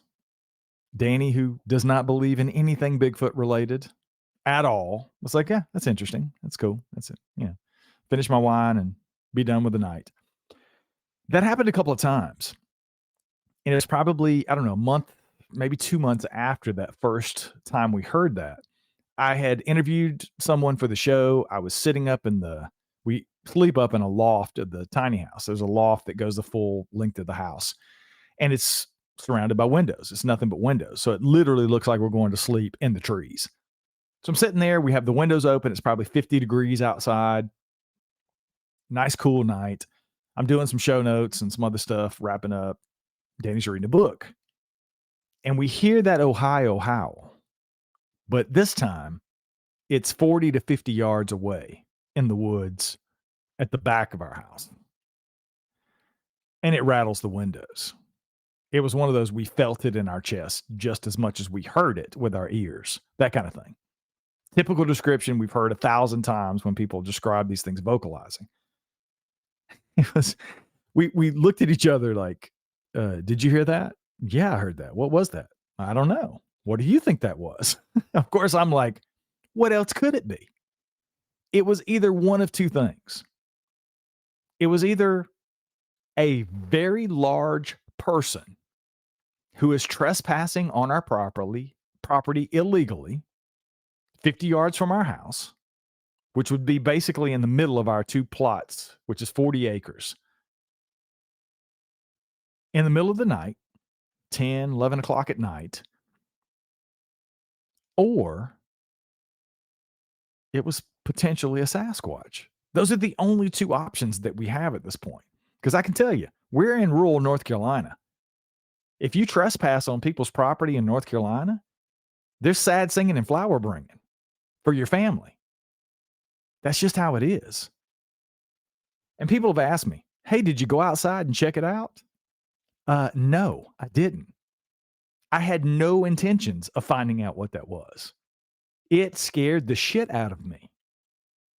It was the loudest and scariest vocalization I have ever experienced. I was not going to go outside and check it out. And guess what I stopped doing after that? I used to take night hikes on the property. I haven't taken a night hike since then. I just didn't do it. So that happened. Probably the weirdest thing that's ever happened to me outside of being 10 feet away from a Sasquatch. I was walking the dogs on the property. We have a loop that we walk the dogs every day, some trails that we've cut in over the years of being here. And it's just a trail that we walk the dogs, so they know we're going in the same place every day. We know it's just a habit. We do it a couple of times a day. I'd walk the dogs the night before, got up the next morning, fed them breakfast, walking the dogs that morning. There was a little stump off to the right. It's a cedar stump. And I walk past it and something catches my eye. It's a bright white bleached turtle shell. It's turned upside down and it's stuck into the side of this cedar stump, probably 20 feet off the trail where I walk the dogs at least twice a day. And it wasn't there the day before. So I said, okay, that's weird. Did a turtle crawl up there and die and somehow get bleached overnight by the sun? This is weird, right? So I go over, I pick it up, I'm looking, and the stump is, I don't know, it's probably 14 inches in diameter. It's maybe 1.5 feet out of the ground. Clearly the tree was cut probably before we bought the property because the tree's not even there, right? It's just the stump. So I see this and I pick it up and I'm looking and I'm like, this is so weird. And it's hard to describe. If you follow me on Instagram or my social media, you've seen this because I posted pictures of it. This is probably 3 years ago or so. The weird thing about it was, it wasn't on top of the stump. It was literally wedged into the side of an area that was kind of torn. Some of the wood was torn away and it was just stuck in the side upside down. So I go in, I'm starting to look around on the internet. You know, we all have to go Google, right? So I start Googling and reaching out to people in some Facebook groups. Like, hey, has anybody ever had this weird thing where you think you might have Bigfoot activity and there's something to do with turtle shells? Just a random ass question, right? And I started getting people responding saying, yeah, man, they've left those on my gifting stump before. They'll leave a turtle shell. Sometimes they'll put feathers in it. Sometimes there's rocks. Sometimes there's other things. But yeah, I think it's probably Bigfoot activity. I'm like, there's no freaking way. I didn't leave anything for them. Why would this just show up? And then, of course, there were the people, raccoons do that. They'll eat a turtle and then they'll leave it wherever birds will do that. They'll pick a turtle up. But just the way it was put on this stump just didn't sit right with me for some reason. And of course, I got, I hate to say, maybe Bigfoot on the brain a little bit. Obviously, this is what I do all the time. Could it be possible? I don't know. But I thought to myself, well, I'm going to test the theory. I think they might have left me something, so I'm going to leave something for them. So what do? I go in the house. I'm thinking, what can I leave? Well, people say they put fruit out sometimes. Apples. So we had some apples in the fridge. I pulled out an apple that had some bad spots, those little brown spots. I hate that. That's the worst thing ever for me. I like a good crisp. I'm a Granny Smith kind of guy. I like those crisp, tart apples. These were some kind of Red Delicious or something. They had a few spots. I was like, I'm just going to take this out there and put it on the stump. So I take a stick. I stuck it through the bottom of the apple because it was kind of soft. I go out there and I stick the stick in the middle of the stump. And then I put up a trail camera facing the stump. I'm like, if anything messes with this, I'm going to capture it because I got a trail cam on it, right? So put an SD card in, put some fresh batteries in, turn the camera on, walk the dogs. I think 3 days went by. Every day when I'd walk the dogs past there, I'd pull the SD card out and go in and check the images. Sure enough, it was one of those most trail cameras that I've experienced. Usually if something triggers them, it'll take a couple of photos as long as something's in the frame, and then it'll take like video. So that's what this did. So I'm looking at photos and video of some very fat, happy raccoons. I think there was 3 the first night. I think the second night there might have been 4. They're all around the stump. They're all around the apple, but they never touch it. The apple's never touched. This happens 3 times, right? 3 days. The 4th day, I walk by the stump. I look at the apple. It's still there, but it's tilted a little bit on the stick. Now, it's almost like if you can imagine a long stick that I just picked up off the ground outside, but almost like a candy apple you'd get at a fair or something, right? Sticks through the bottom and the apple's on the top. I walk over to the apple and I pick it up, and there's a bite gone out of the apple. It literally looked like a person picked the apple up on the stick, bit it, and then stuck it back in the middle of the stump. Oh. So I'm like, holy shit. I walk over to the camera. I'm like, I got to get the SD card out of the camera. I didn't put the SD card in it from the day before. Oh, shit. Yeah, of course. Ain't that the way it goes? Mm-hmm. Typical, right? But I take a couple of photos of this apple because this is weird. And it's all moldy because it'd been out there for like 4 days at this point. It was pretty warm outside. So it started to decay. So I brought it up on the porch, still on the same stick. I laid it on the couch outside on the porch, and I take a couple of pictures. I sent it to a few people that I trusted. One of them was Doug Highcheck from Monster Quest. I sent it to Doug and the other folks, and I said, just tell me what you think this is. And everybody came back with, oh my God, did you take a bite out of that rotten apple? That's disgusting. I was like, no, I didn't do that. Well, those are teeth marks. Somebody took a bite out of the apple. I'm like, yeah, that's what I thought. But what was it? I don't know. I'll send you the photos. I still have the photos somewhere. I'll have to send them to you. It looks like something with a mouth very similar to a person picked the apple up on the stick, took a bite out of it, and stuck it back in the middle of the stump. I have no explanation for it. I can't tell you what did it because I didn't see it. Obviously, I didn't put the SD card in the camera, so I caught nothing. But it looks like a human bite. And I tried to imagine this stump is so close. Remember, I said it's only like a foot out of the ground. It's a very small stump. I was trying to figure out how a deer or some sort of ungulate, something could turn its neck and be able to bite this apple that way without taking it off the stick or knocking it off completely or pulling it completely out of the stump. But I couldn't figure it out. I'm not saying that it's not possible. It just doesn't make a whole lot of sense to me. So that was weird. And I started leaving other things. I would leave jars of peanut butter. We eat a lot of sun butter, like ground up sunflower seeds. I remember leaving a couple of jars of those. Jars have disappeared completely. The inside of the stump is really mushy because it's so old, it's decaying. So it wasn't hard for me to hollow out a spot inside of this stump so I could stick an entire jar down. So nothing but the colorful lid. Most of the lids on these ground sunflower seeds are green, like bright green or yellow. And they would attract attention. That's why I did it. And I wanted to put it in there far enough so that something couldn't just knock it off. You would physically have to be able to pick it up out of the stump, right? That's what I was trying to document. And multiple times, I have put the SD card in the camera, left the camera on, and set up running, and I've lost entire jars of peanut butter and sun butter and never captured any images on the camera. It's just gone.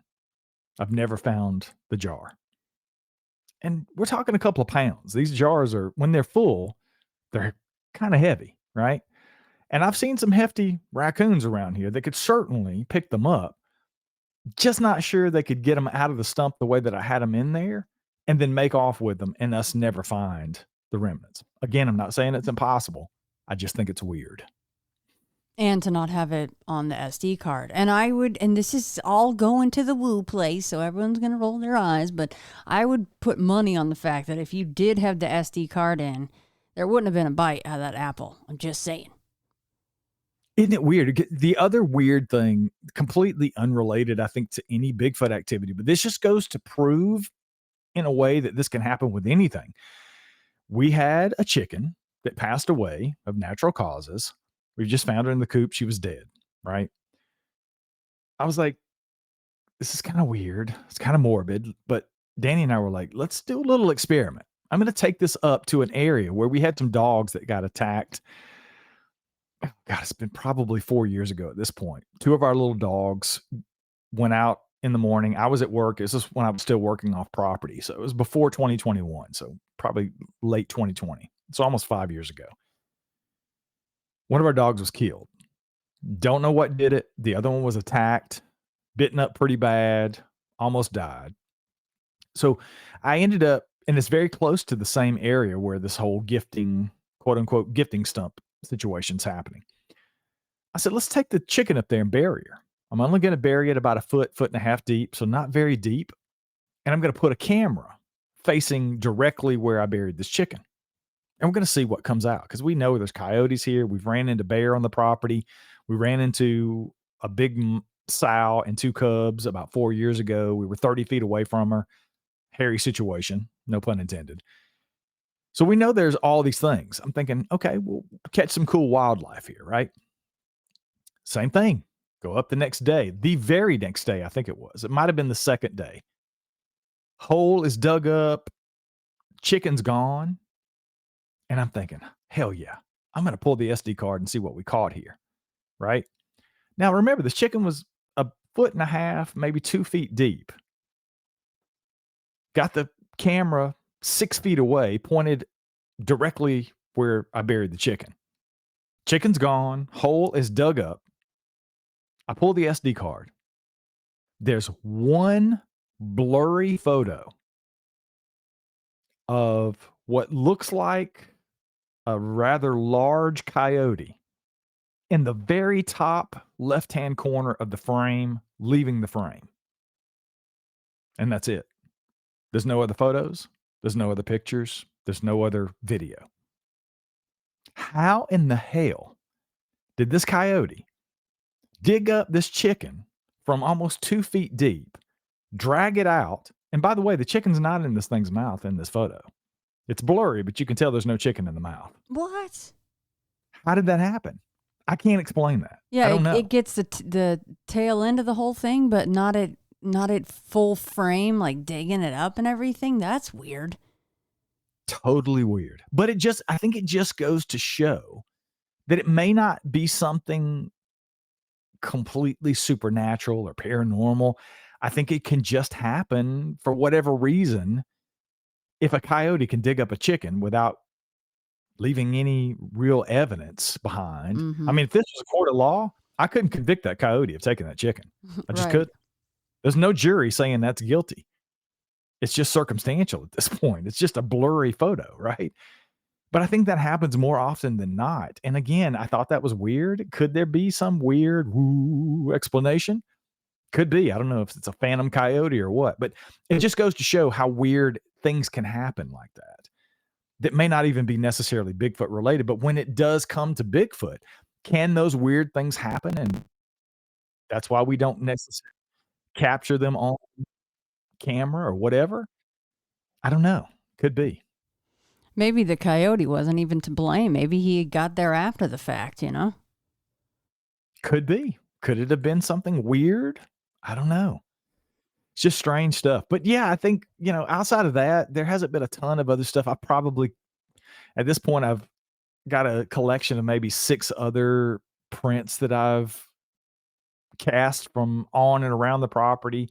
2 of them on my neighbor's property when we were doing a hike a couple of years ago, about a mile away. Some pretty impressive looking prints when I found them.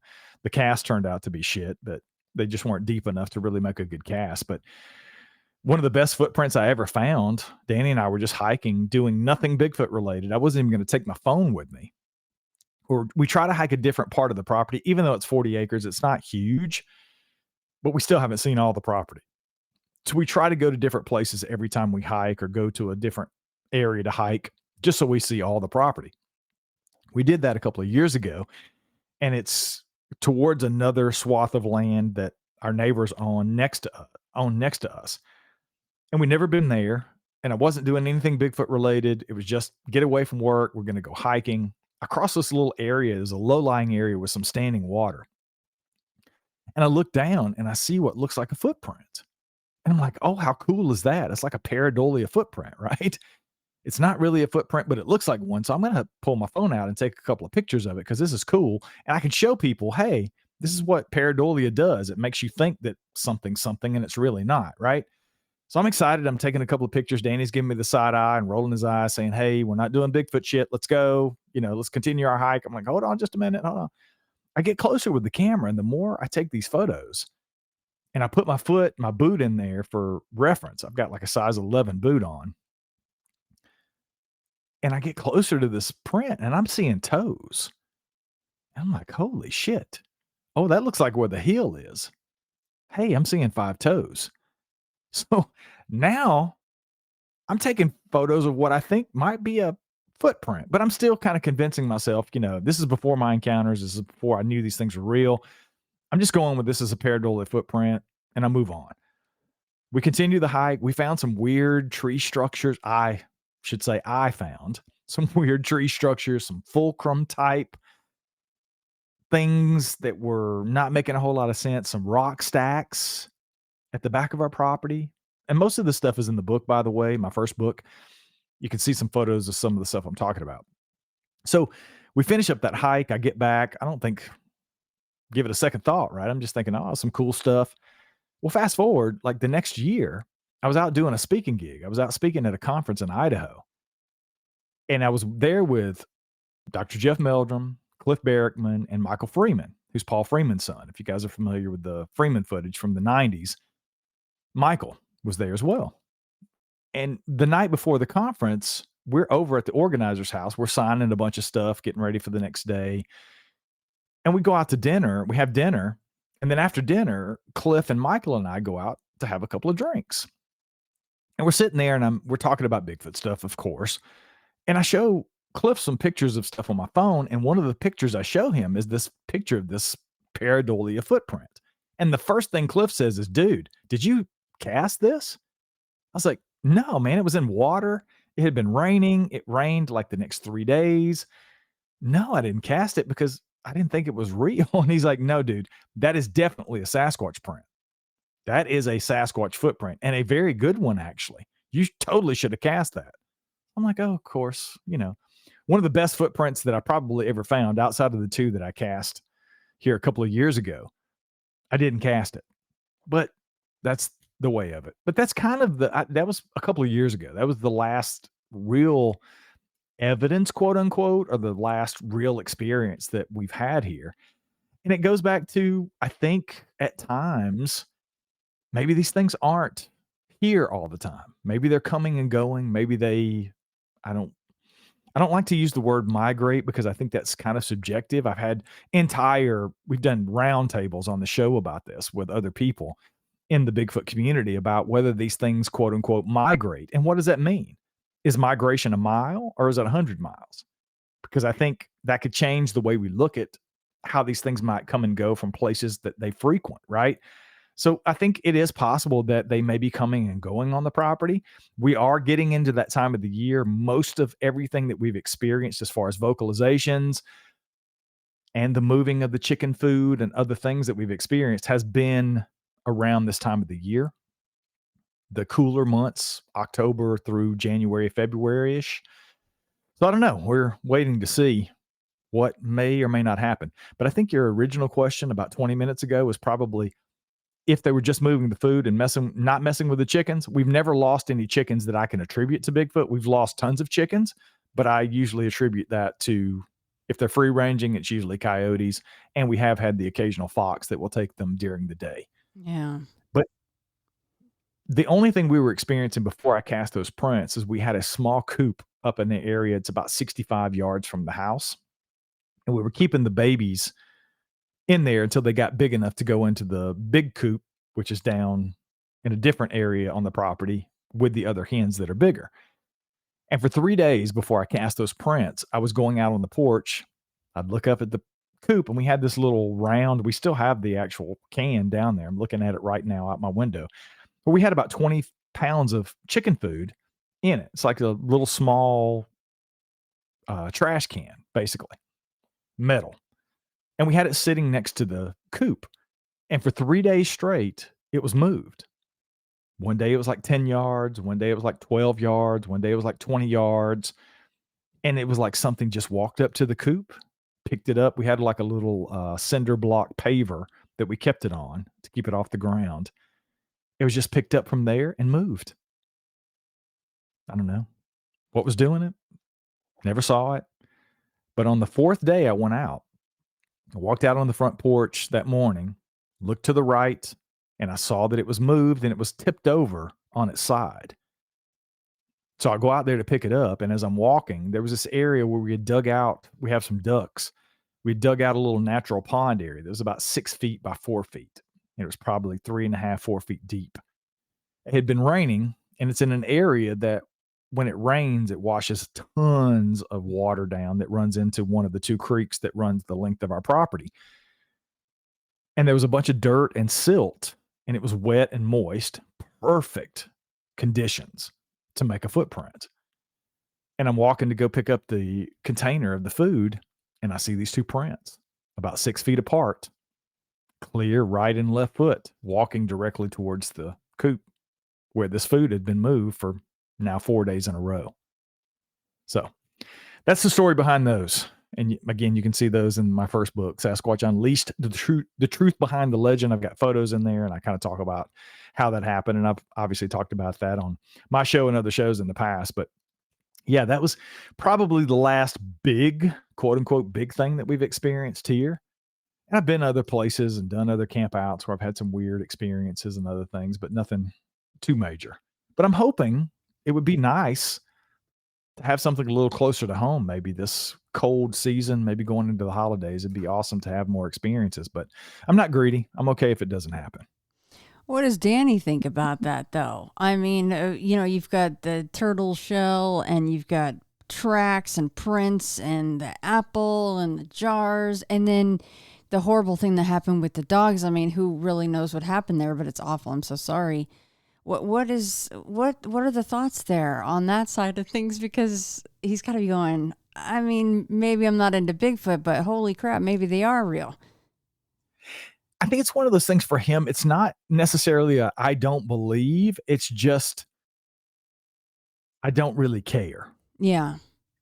And I don't know if that even makes sense to people, but he just literally is indifferent to, yeah, I mean, those things probably exist, but I haven't seen them. It's not affecting me. So I'm not really interested, if that makes sense. It's almost that sort of approach to it. But certainly after the experiences out in the Pacific Northwest, I think that changed him slightly in that obviously he believes me. He knows I'm not going to make up those kind of things. And what a profound experience that was for me and how it changed me. He certainly is aware of and believes that. But it's again, it's almost like me, I think. Until you experience that for yourself, it's just not something that's on your radar. Yeah. Yeah, I can understand that. Absolutely. I just hope that, especially since it's your own property, because you just don't know how you're going to process that or react. Although his background is much like yours, so he's probably more adept like you are than others, maybe to encounter something that's life changing, because that was you guys' every day. You had to deal with that shit, and be able to still go on with your dailies. When it's your own property, it can just be a precarious little position to be in, because there are really terrifying and unfortunate experiences that people then go, I live here. This is where I sleep and eat and live, and I love this place. And now I don't love it anymore because I had X, X, and X happen. Yeah, and I totally get that. And I've often worried that I would get to that point, but nothing outside of the really close vocalization has really ever quote unquote scared me on the property. So fortunately, it's still a safe haven for us. It's still the place that we feel the most at home and we love it very much. So although I do wish for potential other experiences, I'm also wary of that. And I am aware that this is where we live. So I would be okay if it doesn't happen because I've gotten to see these things. I am 100% convinced I don't need that to happen again. I think selfishly, most people who have those kind of experiences always want more. But because it is where we live, I would be okay with it not happening here. And I would be okay with it not happening for him because I never want to shatter that feeling of safety that we get when we're here on the property. Yeah, I understand that. But that's why I want to go to Tennessee, because I'm like, I selfishly want the activity on my own property too. So I get your side of it.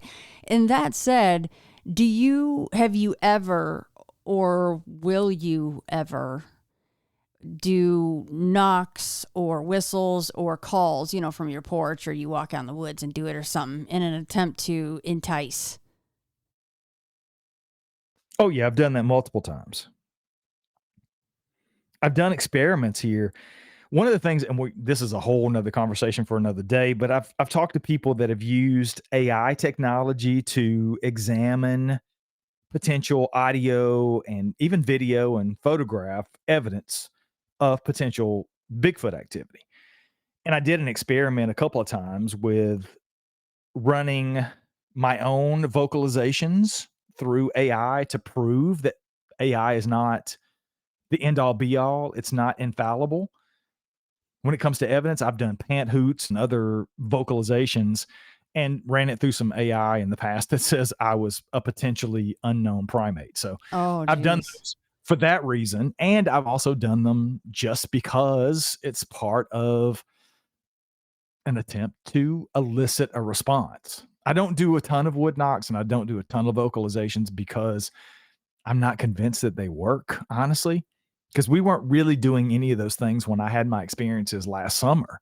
We'd done a couple of wood knocks. Bubbo did bring his little wood knocker, and we had done a couple of knocks with that, but we weren't really vocalizing or doing any of that stuff that you see on a lot of the television shows that most people think as part of Bigfoot research. And I'll admit I've done that in other areas. But yeah, I have done that a couple of times on the property, not really gotten any responses. I have heard wood knocks on the property one time. a couple of years ago. I heard 4 wood knocks at like 3 o'clock in the morning. We live in the country, so I have been known to maybe go out in the middle of the night and do my business off the front porch, if you will. And I was doing that a couple of years ago, and I heard 4 power knocks. I don't know any other way to describe it, in the same general direction and area that we have heard those vocalizations when we first bought the property. But that's the only time I've ever heard what I would consider to be wood knocks anywhere in the vicinity of the property. And I have tried those a couple of times since, and probably even before, but never really gotten any response. And you guys are in contact with at least one neighbor who has had also some activity on their property? Well, Will is our neighbor who lives up the street. He's a good friend of ours. And no, he's not. Outside of hearing some strange sounds that he's talked about that he would consider to be strange vocalizations on his property or behind his property, he only has 10 acres, but he's very much in the same situation we are. He's surrounded by other people who have nothing but raw land on, and he's got, I think it's 200 or 300 acres behind him, and he's heard some weird things back there. There's actually a really cool photo, a couple of cool photos in my first book from the back of his property where we found a teepee structure back there. And I did find, when we were hiking, Danny and I were up there a couple of summers ago with 2 other neighbors that own property between us and Will. They live in Raleigh, which is about, well, it's not Raleigh. They live about an hour and a half away from us. And they're only coming down on the weekends usually.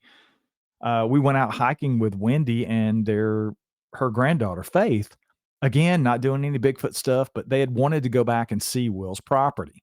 So we started behind his property and we're working our way along the ridge back across the property that connects to theirs, because there's like 3 pieces of property between their property and Will's.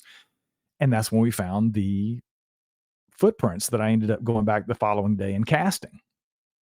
But outside of the vocalizations and finding the strange teepee structure, a couple of weird, it's hard to describe it. It's those like small saplings, maybe an inch, 2 inches around, that are 10, 12, 14 feet tall, that are bent over and stuck underneath a rock or underneath another tree.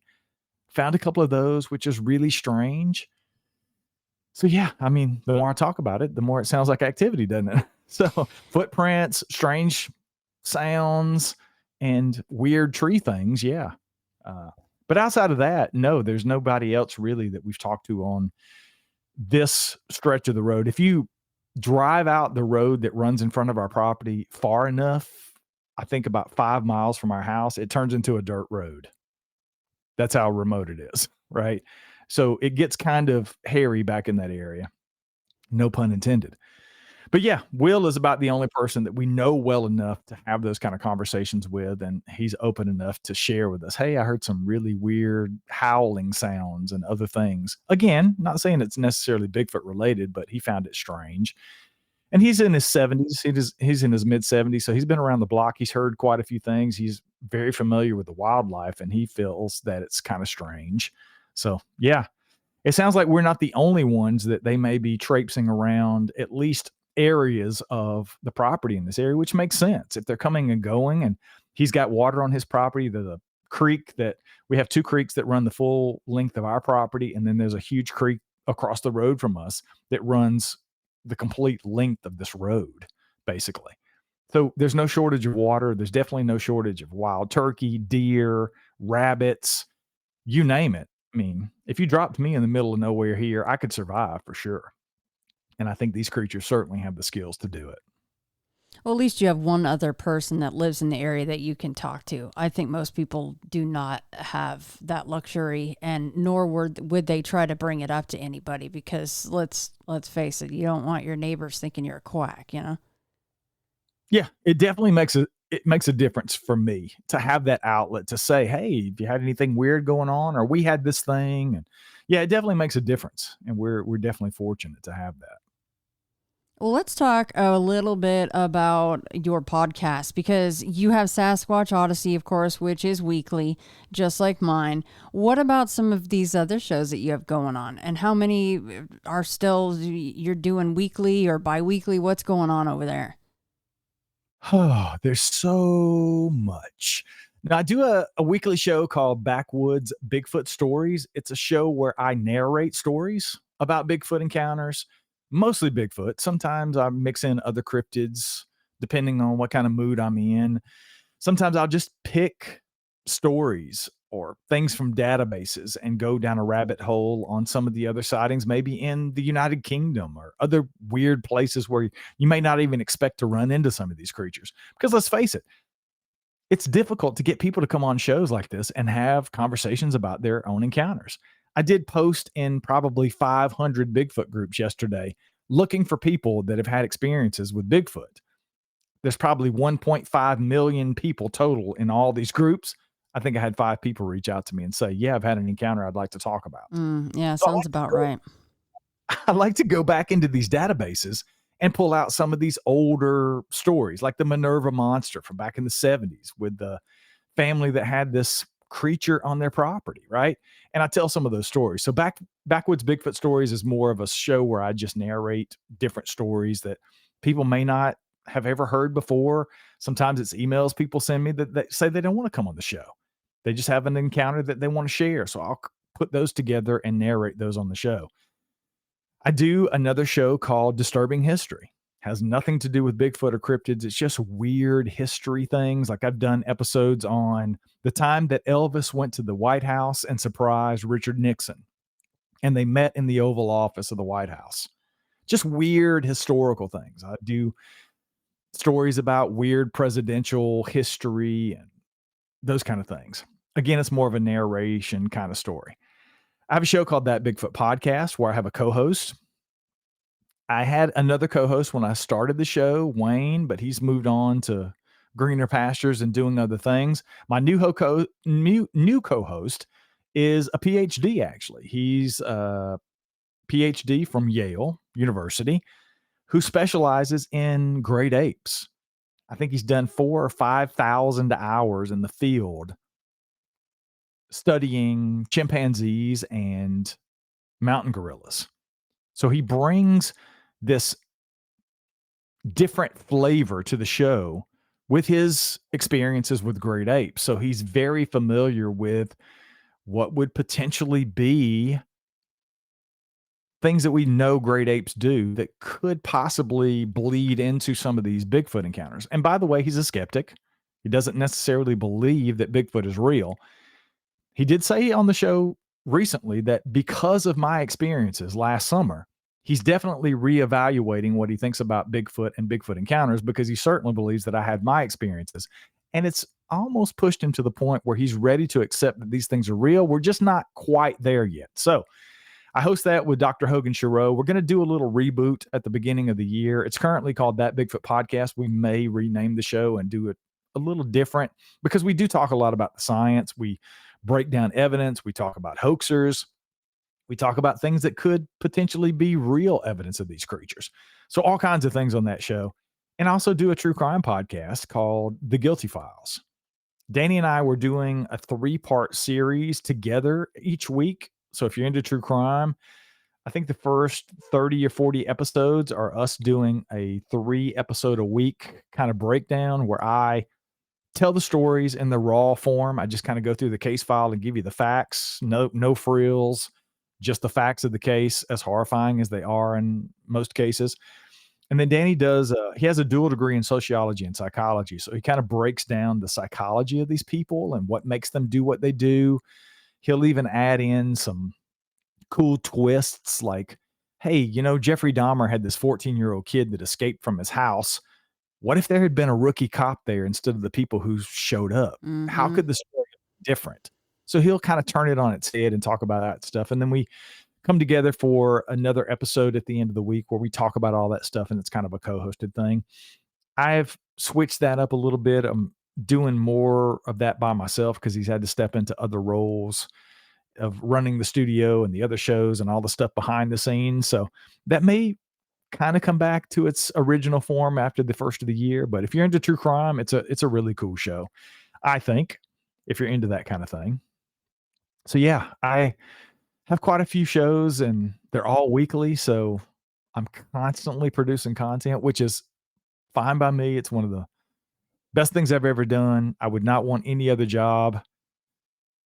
I just want to be a full-time podcaster. But yeah, that's it. Sasquatch Odyssey is all about the Bigfoot encounters every week. I do different things. I do narrate some stories over there. I do get into some of the science. Sometimes I'll break down articles and talk about some of the research and things that are going on in the Bigfoot community. But by and large, every Friday since the inception of the show, which was in February of 2021, I interview somebody who's had an encounter with what they believe to be Sasquatch or potentially other cryptids. I've had a couple of people on that have talked about big dogman encounters, and even talked to one guy who said he saw a chupacabra. Obviously some alien stuff on occasion, some UFO encounters and those kind of things. So a little bit of everything for everybody. We try to have a little something for everybody who's interested in all of these things. So I love true crime. It's, if I ever did a second podcast, it would be a true crime podcast. That's the only other subject that I consume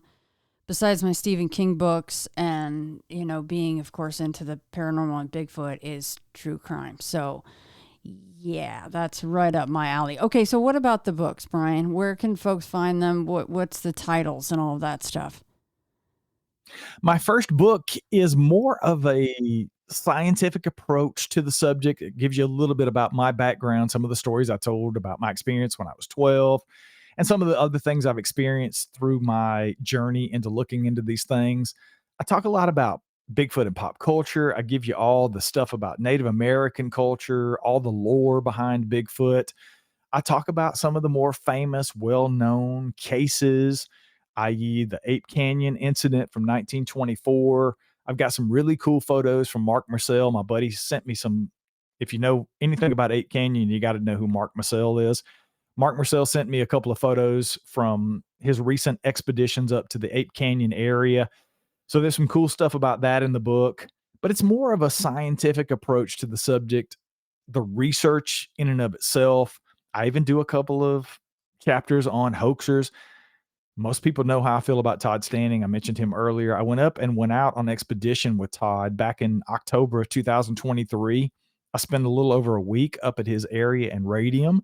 So I wrote an entire chapter in the book about my time with Todd, that experience, some of the cool experiences I had there. Didn't see a Sasquatch there, but had a couple of really cool encounters that I believe were Sasquatch related. Had some rocks thrown at us, had some wood knocks, and found some really cool tree structures and other things. So that's in the book. My second book, that book is called Sasquatch Unleashed: The Truth Behind the Legend. The second book is a fictional story, which, funny enough, I'm not really into fiction. I'm all about history. I'm a huge history buff. I love biographies and autobiographies. I love the true stuff, right? But I always wanted to have a story so we could get it from the Bigfoot perspective, right? Because we always get it from the human perspective. People have an experience or they have opinions and they share it with us based on what they think from the human perspective. But I wanted it to be from the Sasquatch. So I thought, how better to do that than to have a Sasquatch born in the first chapter of the book, which is Coda, and you follow this Sasquatch through his entire life. All the adventures, all the different clans, how they deal with humans, how they deal with the rogue Sasquatch that's introduced in the first couple of chapters of the book, how they deal with loss, how they deal with movement. And I thought it would be a cool way to address some of the questions we have, right? The single footprint, for example. We've all heard that. How did they make just one single footprint? Well, I tell you that in the book. They tell you that because the Sasquatch do it in the book. So I thought it was a cool story. It'd been in my brain forever. So I thought, screw it, I'm just going to write it. So I wrote that book. It came out last year. I'm actually in the process now. I just finished the audiobook for that. I literally posted it just a couple of days ago on our website. So the audiobook is now available for that. And I'm working on the second book in that series because at the end of the first book, Coda is about 12 years old. So there's going to be more books. He may live to be 100. He may live to be 20. He may live to be 400. I don't know. But that book is called Born Wild, Dakota's Odyssey, Volume 1. And again, I'm hoping to have the second book in that series done before the end of the year and hopefully out first of next year. But you can get them anywhere you find books. You can get them on Amazon. You can get them on Barnes & Noble. You can get them directly from Hanger One Publishing, which is Doug Hychek and his son, Alex and Blaine's company. They've produced and they've done both of the first two books, and I'm sure they'll do the third book as well. So, yeah, hopefully have that done by the end of the year and have it out sometime in the beginning of next year. And I can tell you now, just a little teaser, if you've heard any of the book or read any of the book, you know there's some dogmen characters that seem to be making their way in towards the end of the first book. So I think there might be a dogman component coming into the second book. I don't know. We'll just have to see where it goes.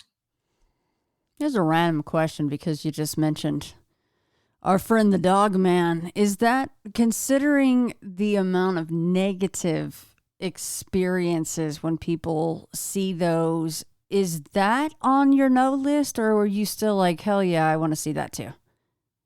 Yeah, it's definitely on the no list for me. I have no wants whatsoever to have any interaction with Dogman. It's been one of those things that's been very difficult for me to check the box on. I still don't know exactly where to put that, but I can tell you, everybody I've ever talked to, and it's only been a handful of people who've had experiences of any kind with what they believe to be Dogman creatures, and it's never good. Yeah. It's never good. So I think that should say something about it, and I'm going to leave it right there. Yeah, I agree. Yeah, I don't think it would be a positive thing to see that, especially in any proximity to your home. Like, screw that. Okay, Brian, if I don't at least ask this or bring it up, there will be demand for me to be hung by my toes, because early on you brought up demonic activity in a haunted house and, UFO experience with your mom. I don't even know if that's stuff that you talk about or if you would want to come on, if you'd be willing to come on at a later time and we could do an episode on that. But if I don't at least bring that up, people are going to go, what the actual hell, Shannon? I would totally talk about it. I've talked about it on a couple of shows in the past, and I don't mind sharing that. It was a pretty wild experience, both of those. I actually saw UFOs when I was up at Radium back in 23. We watched UFOs for a couple of hours while we were also looking for Bigfoot and having what we believe to be Bigfoot activity. So, yeah, it's another story for another day, but I would be more than happy to come back and talk about some of that stuff for sure. Okay. See, everyone, I do my job sometimes. They're always like, thanks for asking that, Shannon. Great job. Well, Brian, you are the best. Thank you so much for taking all this time out to go through all of your experiences. I am so excited to see that documentary. And I would imagine that because you mentioned you still actually have audio to go through. So you guys probably all have audio that you have to go through to see if there's anything else you need to put in there, right? Absolutely. Oh, that's awesome. I am excited about that. Congrats on that also. And congrats on, you had the confirmation experience, which a lot of people, they've been chasing that dragon for so long. And boy, that you got bit twice, big time. Yeah, I am definitely fortunate, and I am so happy and thankful that I got to experience it, because I never thought it would happen. And it did. And I couldn't be happier. Well, until next time, good sir, you guys have a wonderful day out there.